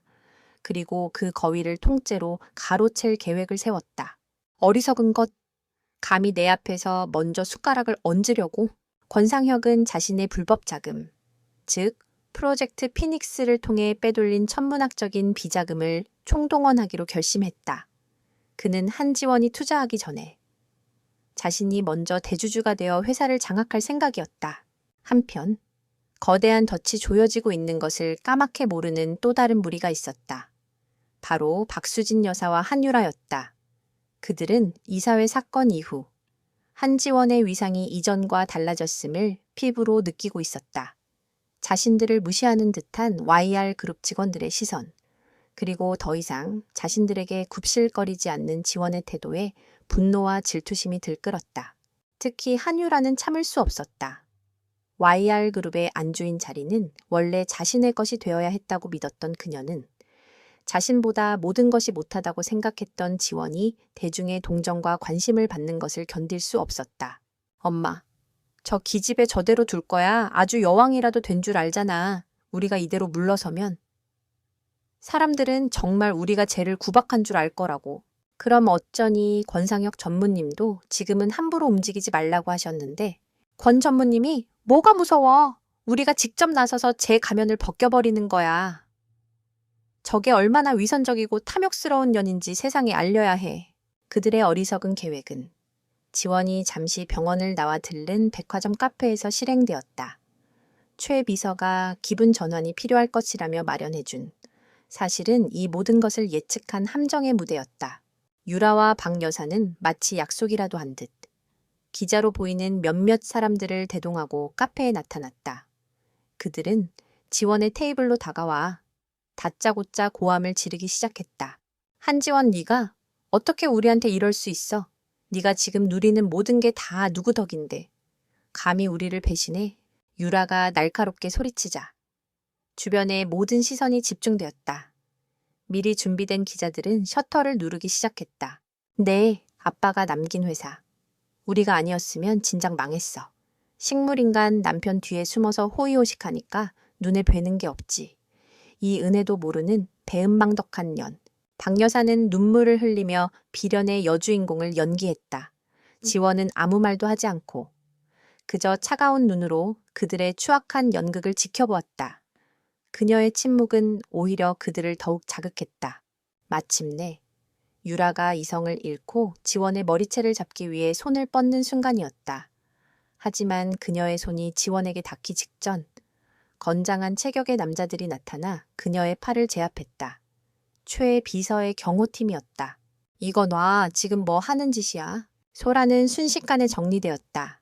하지만 그들이 원했던 그림, 즉 새어머니와 언니에게 핍박받는 가련한 신데렐라를 연기하는 한지원의 모습은 어디에도 없었다. 오히려 그들의 천박하고 폭력적인 모습만이 주변 사람들의 휴대폰과 최 비서가 고용한 전문 촬영팀의 카메라에 고스란히 담겼다. 심지어 최 비서는 그들이 카페에 오기 전 차 안에서 오늘 저 기집애의 머리털을 다 뽑아놓고 아주 걸레로 만들어버리자 고 모의하는 대화 내용까지 완벽하게 녹음해 두었다. 같은 시각 권상혁은 자신의 비밀 사무실에서 에테르나 바이오로 모든 비자금을 송금하는 마지막 절차를 마무리하고 있었다. 수천억에 달하는 돈이 여러 개의 유령 회사를 거쳐 단 하나의 계좌로 빨려 들어가고 있었다. 그의 입에는 탐욕스러운 미소가 걸려 있었다. 이 투자만 성공하면 그는 더 이상 YR 그룹에 얽매일 필요가 없었다. 자신만의 새로운 제국을 건설할 수 있을 터였다. 송금이 완료되고 국제 변호사로부터 주식 양수도 계약이 완료되었다는 확인 메시지가 도착했다. 그는 에테르나 바이오의 대주주가 되었다. 그는 승리를 확신하며 샴페인을 터뜨렸다. 그날 밤 지원은 최 비서로부터 두 개의 보고를 받았다. 첫 번째는 권상혁의 모든 비자금이 프로젝트 이카루스의 계좌로 완벽하게 입금 완료되었다는 보고였다. 이제 그 돈은 YR그룹의 비자금 회수팀에 의해 안전하게 동결될 터였다. 권상혁은 완벽한 빈털터리가 된 것이었다. 두 번째는 박수진 모녀의 추태가 담긴 고화질 영상과 녹음 파일이었다. 이 파일은 곧 모든 언론사에 익명으로 제보될 예정이었다. 모든 조각이 제자리에 맞춰졌다. 적들은 스스로 파멸의 구덩이로 걸어 들어왔다. 이제 남은 것은 무대에 막을 올리고 잠자는 사자가 깨어나는 것을 세상에 알리는 것뿐이었다. 지원은 병실의 창가에 서서 도시의 야경을 내려다보았다. 그녀의 등 뒤, 어둠 속에서 희미한 소리가 들려왔다. 끼익, 삐걱. 그것은 누군가가 아주 힘겹게, 하지만 자신의 힘으로, 재활기구에 의지해 한 걸음 한 걸음 발을 내딛는 소리였다. 폭풍 전야의 고요함이 병실을 감쌌다. 마지막 결전의 시간이 다가오고 있었다. 권상혁은 자신의 인생에서 최정점에 서 있었다. 에테르나 바이오라는 황금알을 낳는 거위를 손에 넣었고 수천억의 비자금을 안전하게 불릴 기회를 잡았다. 이제 남은 것은 YR 그룹이라는 낡은 껍데기를 공식적으로 집어삼키는 것뿐이었다. 그는 즉시 임시이사회를 소집했다. 명분은 완벽했다. 그가 매수한 병원의 주치의로부터 권태민 회장의 상태가 1년 이상 지속되어 의학적으로 회복 불가능한 영구적 식물인간 상태에 해당한다는 공식 소견서를 받아낸 것이었다. 이것은 그가 권태민을 회장직에서 공식적으로 해임하고 자신이 새로운 회장으로 추대될 수 있는 법적 근거가 되어줄 터였다. 이사회 당일, YR그룹의 회의실은 이전보다 훨씬 더 무거운 긴장감과 노골적인 욕망으로 가득 차 있었다. 권상혁은 테이블 상석에 앉아 승리감에 도취된 군주처럼 이사들을 굽어보고 있었다. 그의 편에 선 이사들은 아첨하는 미소로 그의 비위를 맞추고 있었고, 중립을 지키던 이들조차 이제는 대세가 기울었음을 인정하고 그의 눈치를 살피고 있었다. 회의실 한쪽에는 특별히 초대된 박수진 여사와 한유라도 앉아 있었다. 며칠 전 백화점에서 벌인 추태로 세간의 비난을 받고 있었지만 권상혁이라는 든든한 뒷배를 믿고 기세등등한 표정이었다. 그들은 오늘 한지원이 YR그룹에서 완전히 쫓겨나는 모습을 직접 보기 위해 이곳에 온 것이었다. 저기 집에 이제 마지막 발악도 못하겠지. 꼴 좋다. 한유라가 옆에 앉은 어머니에게 속삭이며 킬킬거렸다. 회의 시작 시간이 임박했을 때 회의실 문이 열리고 한지원이 들어섰다. 최민준 비서실장이 그녀의 뒤를 든든하게 지키고 있었다. 하지만 오늘 모든 이들의 시선을 사로잡은 것은 지원의 달라진 분위기였다. 이전에 방어적이거나 긴장된 모습은 온데간데 없었다. 그녀는 마치 모든 것을 초월한 듯 깊고 고요한 호수 같은 침착함을 유지하고 있었다. 그녀는 박수진 모녀의 조롱 섞인 시선을 가볍게 무시하고 자신의 자리에 앉아 허리를 꼿꼿이 폈다. 그녀의 그 알 수 없는 평온함이 권상혁의 심기를 아주 미세하게 건드렸다. 하지만 그는 곧 코웃음을 쳤다. 어차피 모든 것을 포기한 자의 마지막 허세일 뿐이라고 치부해버렸다. 자, 그럼 임시이사회를 시작하겠습니다. 권상혁이 엄숙하게 회의의 시작을 알렸다. 그는 준비된 연설을 막힘없이 쏟아냈다. YR그룹의 위기, 자신의 헌신적인 노력, 그리고 조카에 대한 비통한 심정을 완벽하게 연기했다. 이에 저는 오늘 이 자리에서 매우 비통한 심정으로 더 이상 회복의 가능성이 없다는 공식적인 의학적 소견에 따라 현 권태민 회장의 해임안을 발의하는 바입니다. 그는 위조된 진단서를 모든 이사들이 볼 수 있도록 스크린에 띄웠다. 그리고 자신의 신복인 법무팀장을 시켜 해임안의 법적인 정당성을 다시 한번 확인시켰다. 모든 것은 그의 각본대로 일사천리로 진행되고 있었다. 권태민 회장의 해임과 동시에 저는 그룹의 안정과 미래를 위해 이사 여러분들의 동의를 얻어 차기 회장직을 맡고자 합니다. 이것은 저의 개인적인 욕심이 아니라 이 YR그룹을 향한 저의 마지막 소명입니다. 그의 연설이 끝나자 그의 편에 선 이사들은 약속이라도 한 듯 박수를 치기 시작했다. 권상혁은 만족스러운 미소를 지으며 마지막 쐐기를 받기 위해 지원을 바라보았다. 한지원 씨, 그동안 남편 곁을 지키느라 고생 많았소. 이제 그 무거운 짐을 내려놓고 우리 YR그룹이 주는 위로금을 받고 편안하게 새 인생을 시작하시오. 그것이 태민이를 위해서도 그리고 당신을 위해서도 최선의 길일 것이오. 그것은 배려를 가장한 잔인한 추방 선고였다. 박수진 모녀의 얼굴에는 통쾌한 웃음이 번졌다. 이제 모든 것이 끝났다고 생각했다. 권상혁이 의사봉을 들어 테이블을 가볍게 두드렸다. 그럼 권태민 회장 해임 및 차기 회장 추대 안건에 대한 표결을 시작하겠습니다. 본 안건에 찬성하시는 이사님들은 거수해 주시기 바랍니다. 기다렸다는 듯 회의실의 절반이 넘는 손들이 번쩍 들렸다. 완벽한 승리였다. 권상혁의 입가에 걸린 미소가 더욱 짙어졌다. 그는 승리자의 여유를 만끽하며 마지막으로 지원을 향해 물었다. 혹시 이해 있습니까? 그것은 조롱이었다. 아무런 힘도 없는 그녀가 감히 무슨 이의를 제기할 수 있겠느냐는 오만함의 발로였다. 회의실의 모든 시선이 다시 한번 지원에게로 쏠렸다. 그녀는 패배를 인정하고 눈물을 흘릴 것인가? 아니면 마지막 자존심이라도 지키기 위해 소리라도 지를 것인가? 하지만 지원은 그들의 예상을 완전히 빗나갔다. 그녀는 권상혁을 보지 않았다. 그녀의 시선은 육중한 회의실의 입구, 굳게 닫힌 두 개의 문을 향해 있었다. 그리고 그녀의 입가에 아주 희미하고 아름다운 미소가 피어올랐다. 그녀는 자리에서 일어나지 않은 채 맑고 또렷한 목소리로 회의실의 침묵을 갈랐다. 이의가 있는지 없는지는 당사자에게 직접 들어보셔야 할 것 같습니다. 뭐라고? 권상혁이 미간을 찌푸렸다. 저 기집애가 이제 실성했나? 지원은 여전히 문을 응시한 채 한마디를 덧붙였다. 제 남편께서 그 안건에 대해 아주 큰 이의가 있으신 것 같거든요. 그녀의 말이 채 끝나기도 전에 기적 같은 일이 일어났다. 쾅! 아무도 손대지 않은 육중한 회의실의 떡갈나무 문이 마치 거대한 힘에 의해 밀쳐진 것처럼 양쪽으로 활짝 열렸다. 회의실 안의 모든 사람들이 경악하며 문 쪽을 쳐다보았다. 눈부신 복도에 조명을 등지고 한 남자의 실루엣이 서 있었다. 처음에는 역광 때문에 누구인지 제대로 알아볼 수 없었다. 남자는 천천히, 아주 천천히 회의실 안으로 걸어 들어왔다.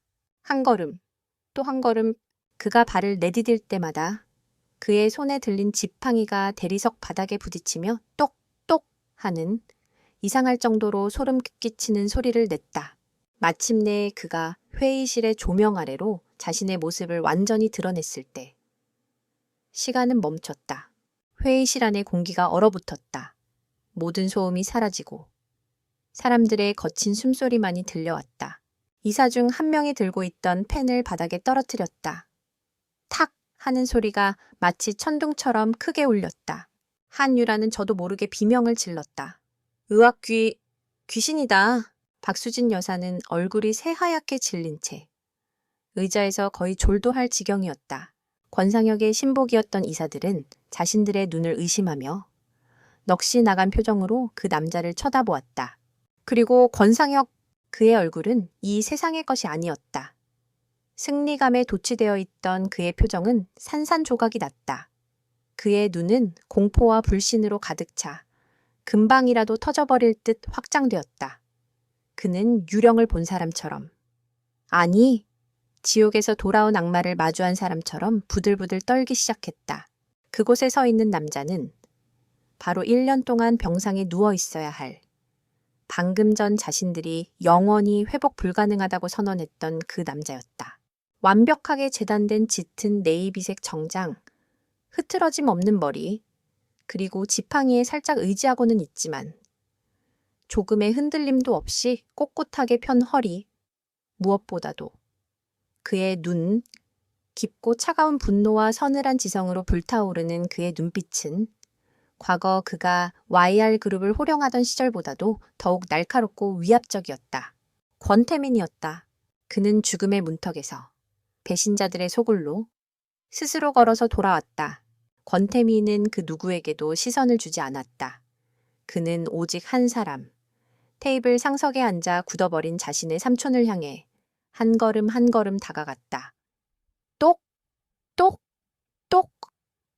그의 지팡이 소리는 권상혁의 심장을 조여오는 사형집행인의 발걸음 소리와도 같았다. 마침내 그는 권상혁의 바로 옆에 섰다. 회의실 안에 그 누구도 감히 숨조차 제대로 쉬지 못했다. 권태민은 고개를 돌려 하얗게 질린 채 자신을 올려다보는 삼촌의 얼굴을 내려다보았다. 그리고 그의 입게 얼음처럼 차갑고 잔인한 미소가 걸렸다. 그는 이 세상에서 가장 낮은, 하지만 가장 위협적인 목소리로 속삭였다. 삼촌! 제가 없는 동안 아주 재미있는 파티를 시작하셨군요. 권태민의 목소리는 회의실에 얼어붙은 공기를 가르는 날카로운 얼음 조각 같았다. 그 한마디에 권상혁은 마침내 끔찍한 현실을 자각했다. 이것은 꿈도, 환각도 아니었다. 조카는 살아 돌아왔다. 그리고 그의 눈빛은 모든 것을 알고 있다는 용서 없는 심판자의 눈빛이었다. 네, 네가 어떻게... 권상혁은 의자에서 벌떡 일어섰다.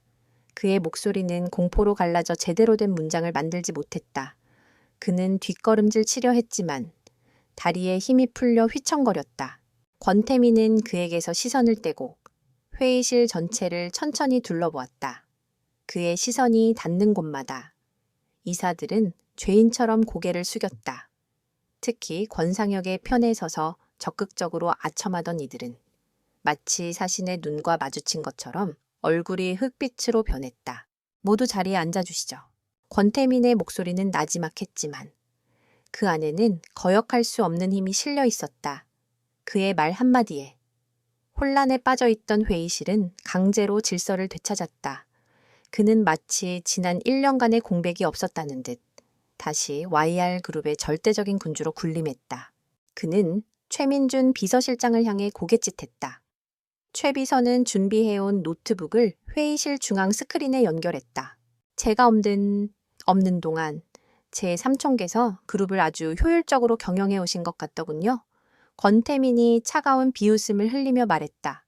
그래서 오늘 저는 여러분께 YR그룹의 지난 1년간의 진짜 실적을 보여드리고자 합니다. 프로젝트 피닉스라는 이름의 아주 인상 깊은 사업이었죠. 스크린에 첫 번째 자료가 떠올랐다. 그것은 지원이 밤을 새워 분석하고 재구성한 권상혁의 비자금 흐름도였다. 수십 개의 유령형 회사를 거쳐 천문학적인 돈이 어떻게 YR그룹에서 빠져나가 스위스 비밀 계좌로 흘러 들어갔는지 한눈에 볼 수 있도록 정리된 자료였다. 이게 다 뭐냐? 권상혁이 미친 사람처럼 소리쳤다. 이건 조작이야. 내 놈이 나를 모함하기 위해 꾸며낸 거라고. 모함이라고요? 권태민은 마치 재밌는 농담이라도 들은 듯 피식 웃었다. 그렇다면 다음 자료도 한번 보시죠. 스크린 화면이 바뀌었다. 나타난 것은 박선영 수간호사와 권상혁의 비서가 호텔 라운지에서 만나 나누던 대화의 녹취록과 음성 파일이었다. 얌들, 이번에는 실수가 없어야 한다. 사고로 위장할 필요도 없어. 그냥 조용히 영원히 잠들게 만들어. 내가 약을 하나 주지. 링거에 주사하기만 하면 10분 안에 심장마비로 조용히 가게 될 거다.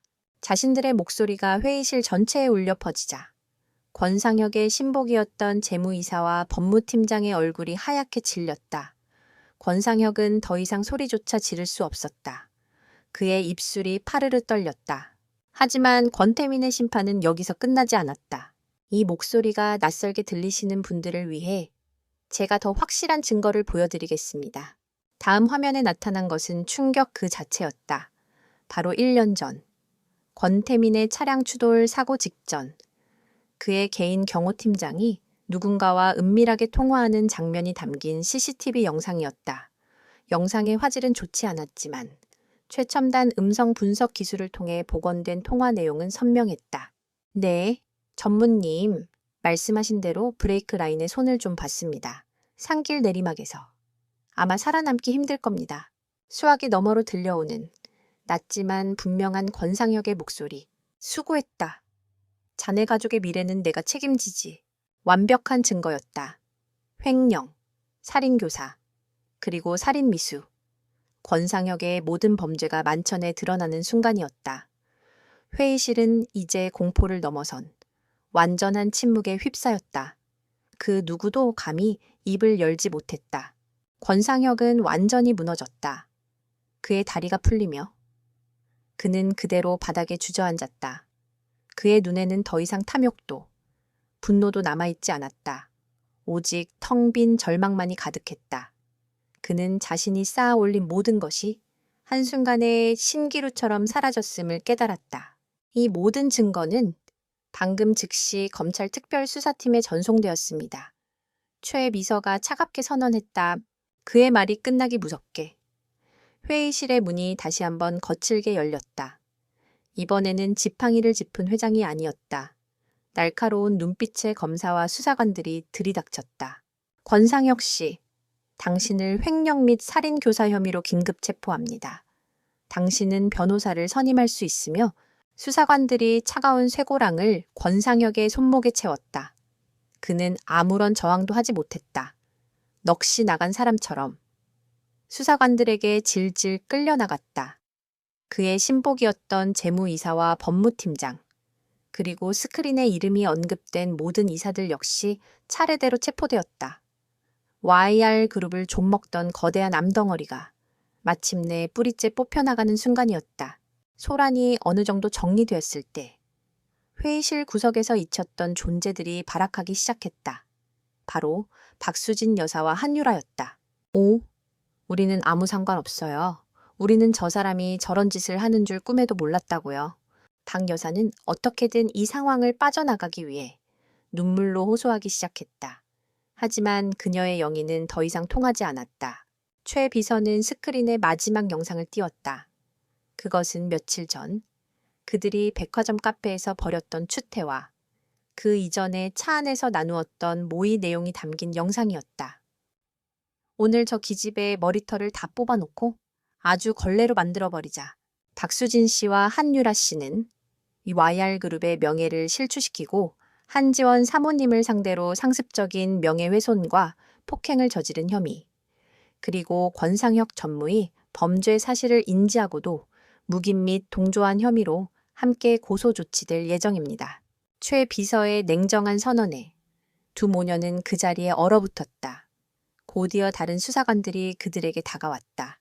안 돼. 나는 YR그룹의 장모가 될 사람이야. 내까지 것들이 감히 나한테 이럴 순 없어.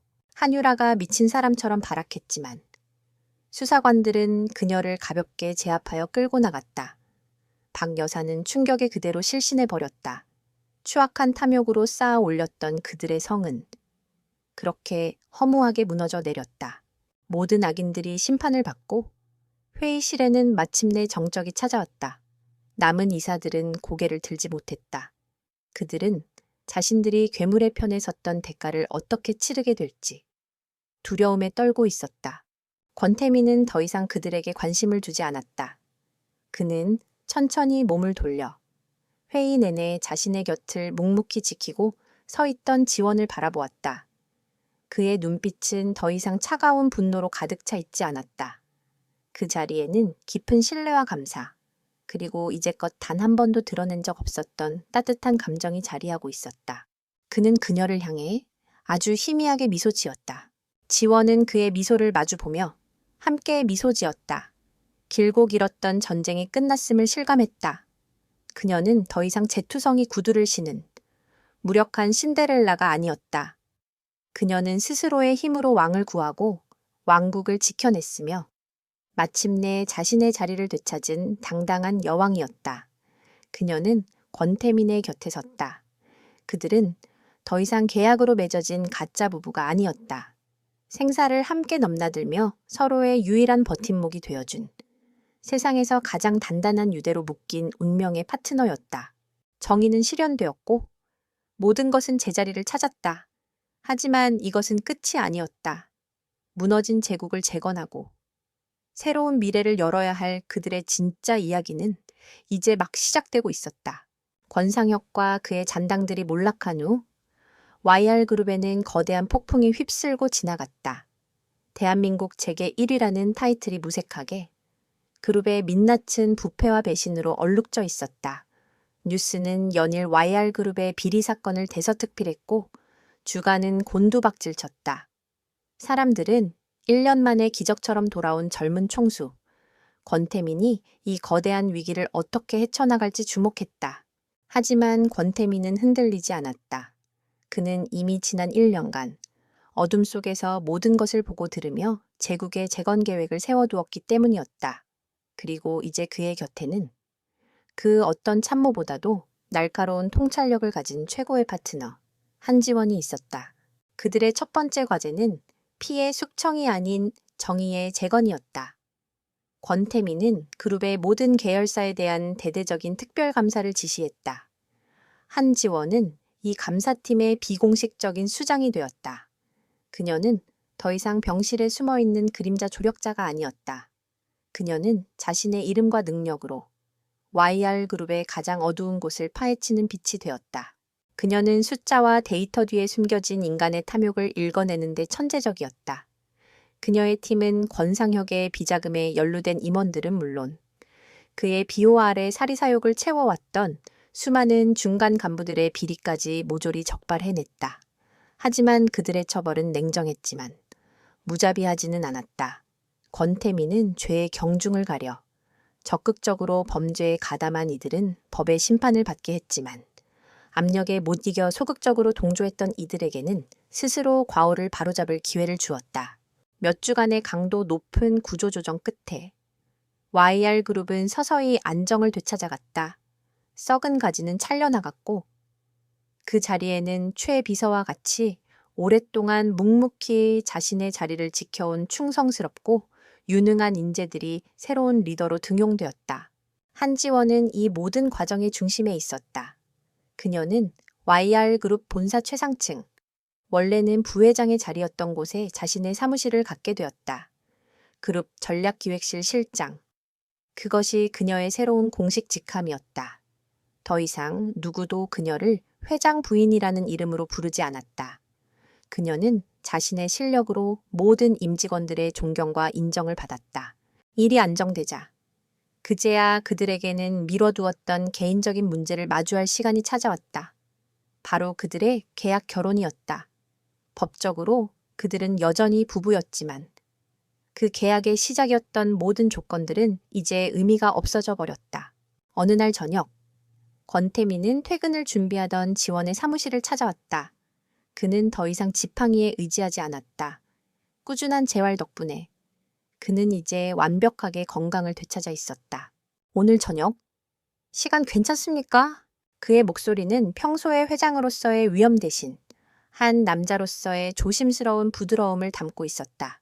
네, 괜찮아요. 지원은 미소 지으며 대답했다.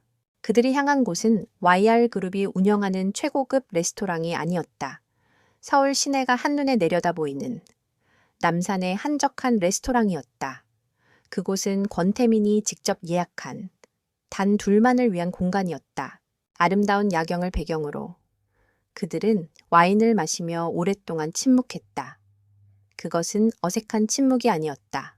수많은 말보다 더 깊은 이해와 감정이 오가는 편안하고 따뜻한 침묵이었다. 먼저 침묵을 깬 것은 권태민이었다. 그는 와인잔을 내려놓고 지원의 손을 부드럽게 감싸 쥐었다. 한지원 씨, 그가 처음으로 진심을 담아 그녀의 이름을 불렀다. 우리의 시작은 거래였습니다. 당신은 내게 복수를 위한 도구였고 나는 당신에게 지옥 같은 현실을 벗어날 동아줄이었죠. 하지만 이제 모든 것이 끝났습니다. 그의 엄지손가락이 그녀의 손등을 부드럽게 어루만졌다. 이제 이 계약을 끝내야 할 때가 온 것 같습니다. 지원의 심장이 쿵 하고 내려앉았다. 계약의 끝. 그것은 이별을 의미하는 것일까? 그녀는 지난 몇 달간의 시간이 꿈이었던 것처럼 아득하게 느껴졌다. 그와의 파트너십, 동지애, 그리고 어느새 마음속 깊이 자리 잡아버린 이 감정들. 이 모든 것을 이제는 정리해야 하는 걸까? 그녀는 애써 미소를 지으며 덤덤하게 대답하려 했다. 네, 알겠어요. 그동안. 하지만 그녀의 말이 채 끝나기도 전에 권태민이 그녀의 말을 막았다. 그래서 당신과 새로운 계약을 하고 싶습니다. 네. 지원은 의아한 눈으로 그를 쳐다보았다. 권태민은 자리에서 일어나 그녀의 앞으로 다가왔다. 그리고 그는 대한민국 재계의 황제인 그가 그녀의 앞에 한쪽 무릎을 꿇었다. 지원은 너무 놀라 숨을 쉴 수조차 없었다. 그는 자신의 재킷 안주머니에서 작은 벨벳 상자를 꺼내 열었다. 그 안에는 밤하늘의 별처럼 영롱하게 빛나는 다이아몬드 반지가 들어 있었다. 한지원 씨, 당신은 나의 생명의 은인입니다. 당신은 절망의 가장 깊은 곳에서 나를 구해주었고, 나에게 복수할 힘을 주었으며, 내가 잃어버렸던 모든 것을 되찾게 해주었습니다. 당신이 없었다면, 지금의 나는 없었을 겁니다. 그의 목소리는 진심으로 떨리고 있었다. 지난번의 계약은 거짓과 필요로 시작되었지만, 이번 계약은 진실과 사랑으로 시작하고 싶습니다. 더 이상 서류 위에 존재하는 가짜 남편이 아니라 당신의 평생을 함께할 진짜 남편이 되고 싶습니다. 당신의 기쁨과 슬픔을 함께 나누고 당신의 곁에서 당신을 지키고 당신을 세상에서 가장 행복한 여자로 만들어줄 수 있는 기회를 주시겠습니까? 그는 반지를 든 손을 그녀에게 내밀었다. 나와 결혼해 주시겠습니까? 지원의 눈에서 뜨거운 눈물이 흘러내렸다. 그것은 슬픔의 눈물이 아니었다. 태어나서 처음으로 느껴보는 벅찬 행복의 눈물이었다. 그녀의 지난 모든 아픔과 외로움이 이 순간 이 남자의 진심 어린 고백 앞에 눈처럼 녹아내렸다. 그녀는 고개를 끄덕이는 것 외에 다른 어떤 대답도 할 수 없었다. 네, 네. 권태민의 얼굴에 환한 미소가 피어올랐다. 그는 조심스럽게 그녀의 네 번째 손가락에 반지를 끼워주었다. 반지는 마치 처음부터 그녀의 것이었던 것처럼 완벽하게 맞았다. 그는 일어나 그녀를 부드럽게 끌어안았다. 지원은 그의 넓은 품에 안겨 그의 심장이 자신처럼 세차게 뛰고 있음을 느꼈다. 1년 후 YR그룹은 권태민과 한지원의 공동 경영 아래 이전보다 더욱 눈부신 성장을 이룩했다. 권태민의 과감한 추진력과 한지원의 날카로운 분석력이 결합된 그들의 리더십은 재계의 새로운 신화가 되었다. YR그룹은 더 이상 문어발식 확장을 하는 탐욕스러운 제국이 아니었다. 윤리 경영과 사회적 책임을 다하는 존경받는 기업으로 다시 태어났다. 한지원 실장은 이제 대한민국에서 가장 영향력 있는 여성 경영인 중 한 명이 되었다. 그녀는 수많은 여성들의 롤모델이 되었으며 그녀의 이야기는 한편의 드라마처럼 사람들에게 희망을 주었다. 그날 저녁, 권태민과 지원은 남산이 내려다 보이는 그들의 집 테라스에 서서 함께 노을을 바라보고 있었다. 지원의 배는 이제 제법 불러 있었다. 그녀의 뱃속에는 그들의 사랑의 결실인 새로운 생명이 자라고 있었다. 권태민은 뒤에서 부드럽게 그녀를 끌어안으며 그녀의 배 위에 자신의 손을 포겠다. 아이가 태어나면 뭐라고 불러줄까요? 지원이 행복한 목소리로 물었다. 글쎄, 희망이라고 부르면 어떨까? 우리에게 새로운 희망을 가져다 준 당신처럼. 권태민이 그녀의 귓가에 속삭이며 그녀의 머리에 부드럽게 입을 맞추었다. 지원은 그의 품에 기댄 채 붉게 물든 하늘을 바라보았다. 그녀의 인생을 올가매던 모든 죄와 어둠은 사라지고 눈부신 사랑과 희망만이 가득했다. 그녀는 더 이상 잿더미 속에 숨어있던 신데렐라가 아니었다. 그녀는 자신의 운명을 스스로 개척하고 사랑하는 사람과 함께 제국을 재건한 이 시대의 진정한 여왕이었다. 그들의 이야기는 그렇게 해피엔딩을 맞았다. 하지만 이것은 끝이 아니었다. 함께 만들어갈 그들의 눈부신 미래는 이제 막 시작되고 있었으니까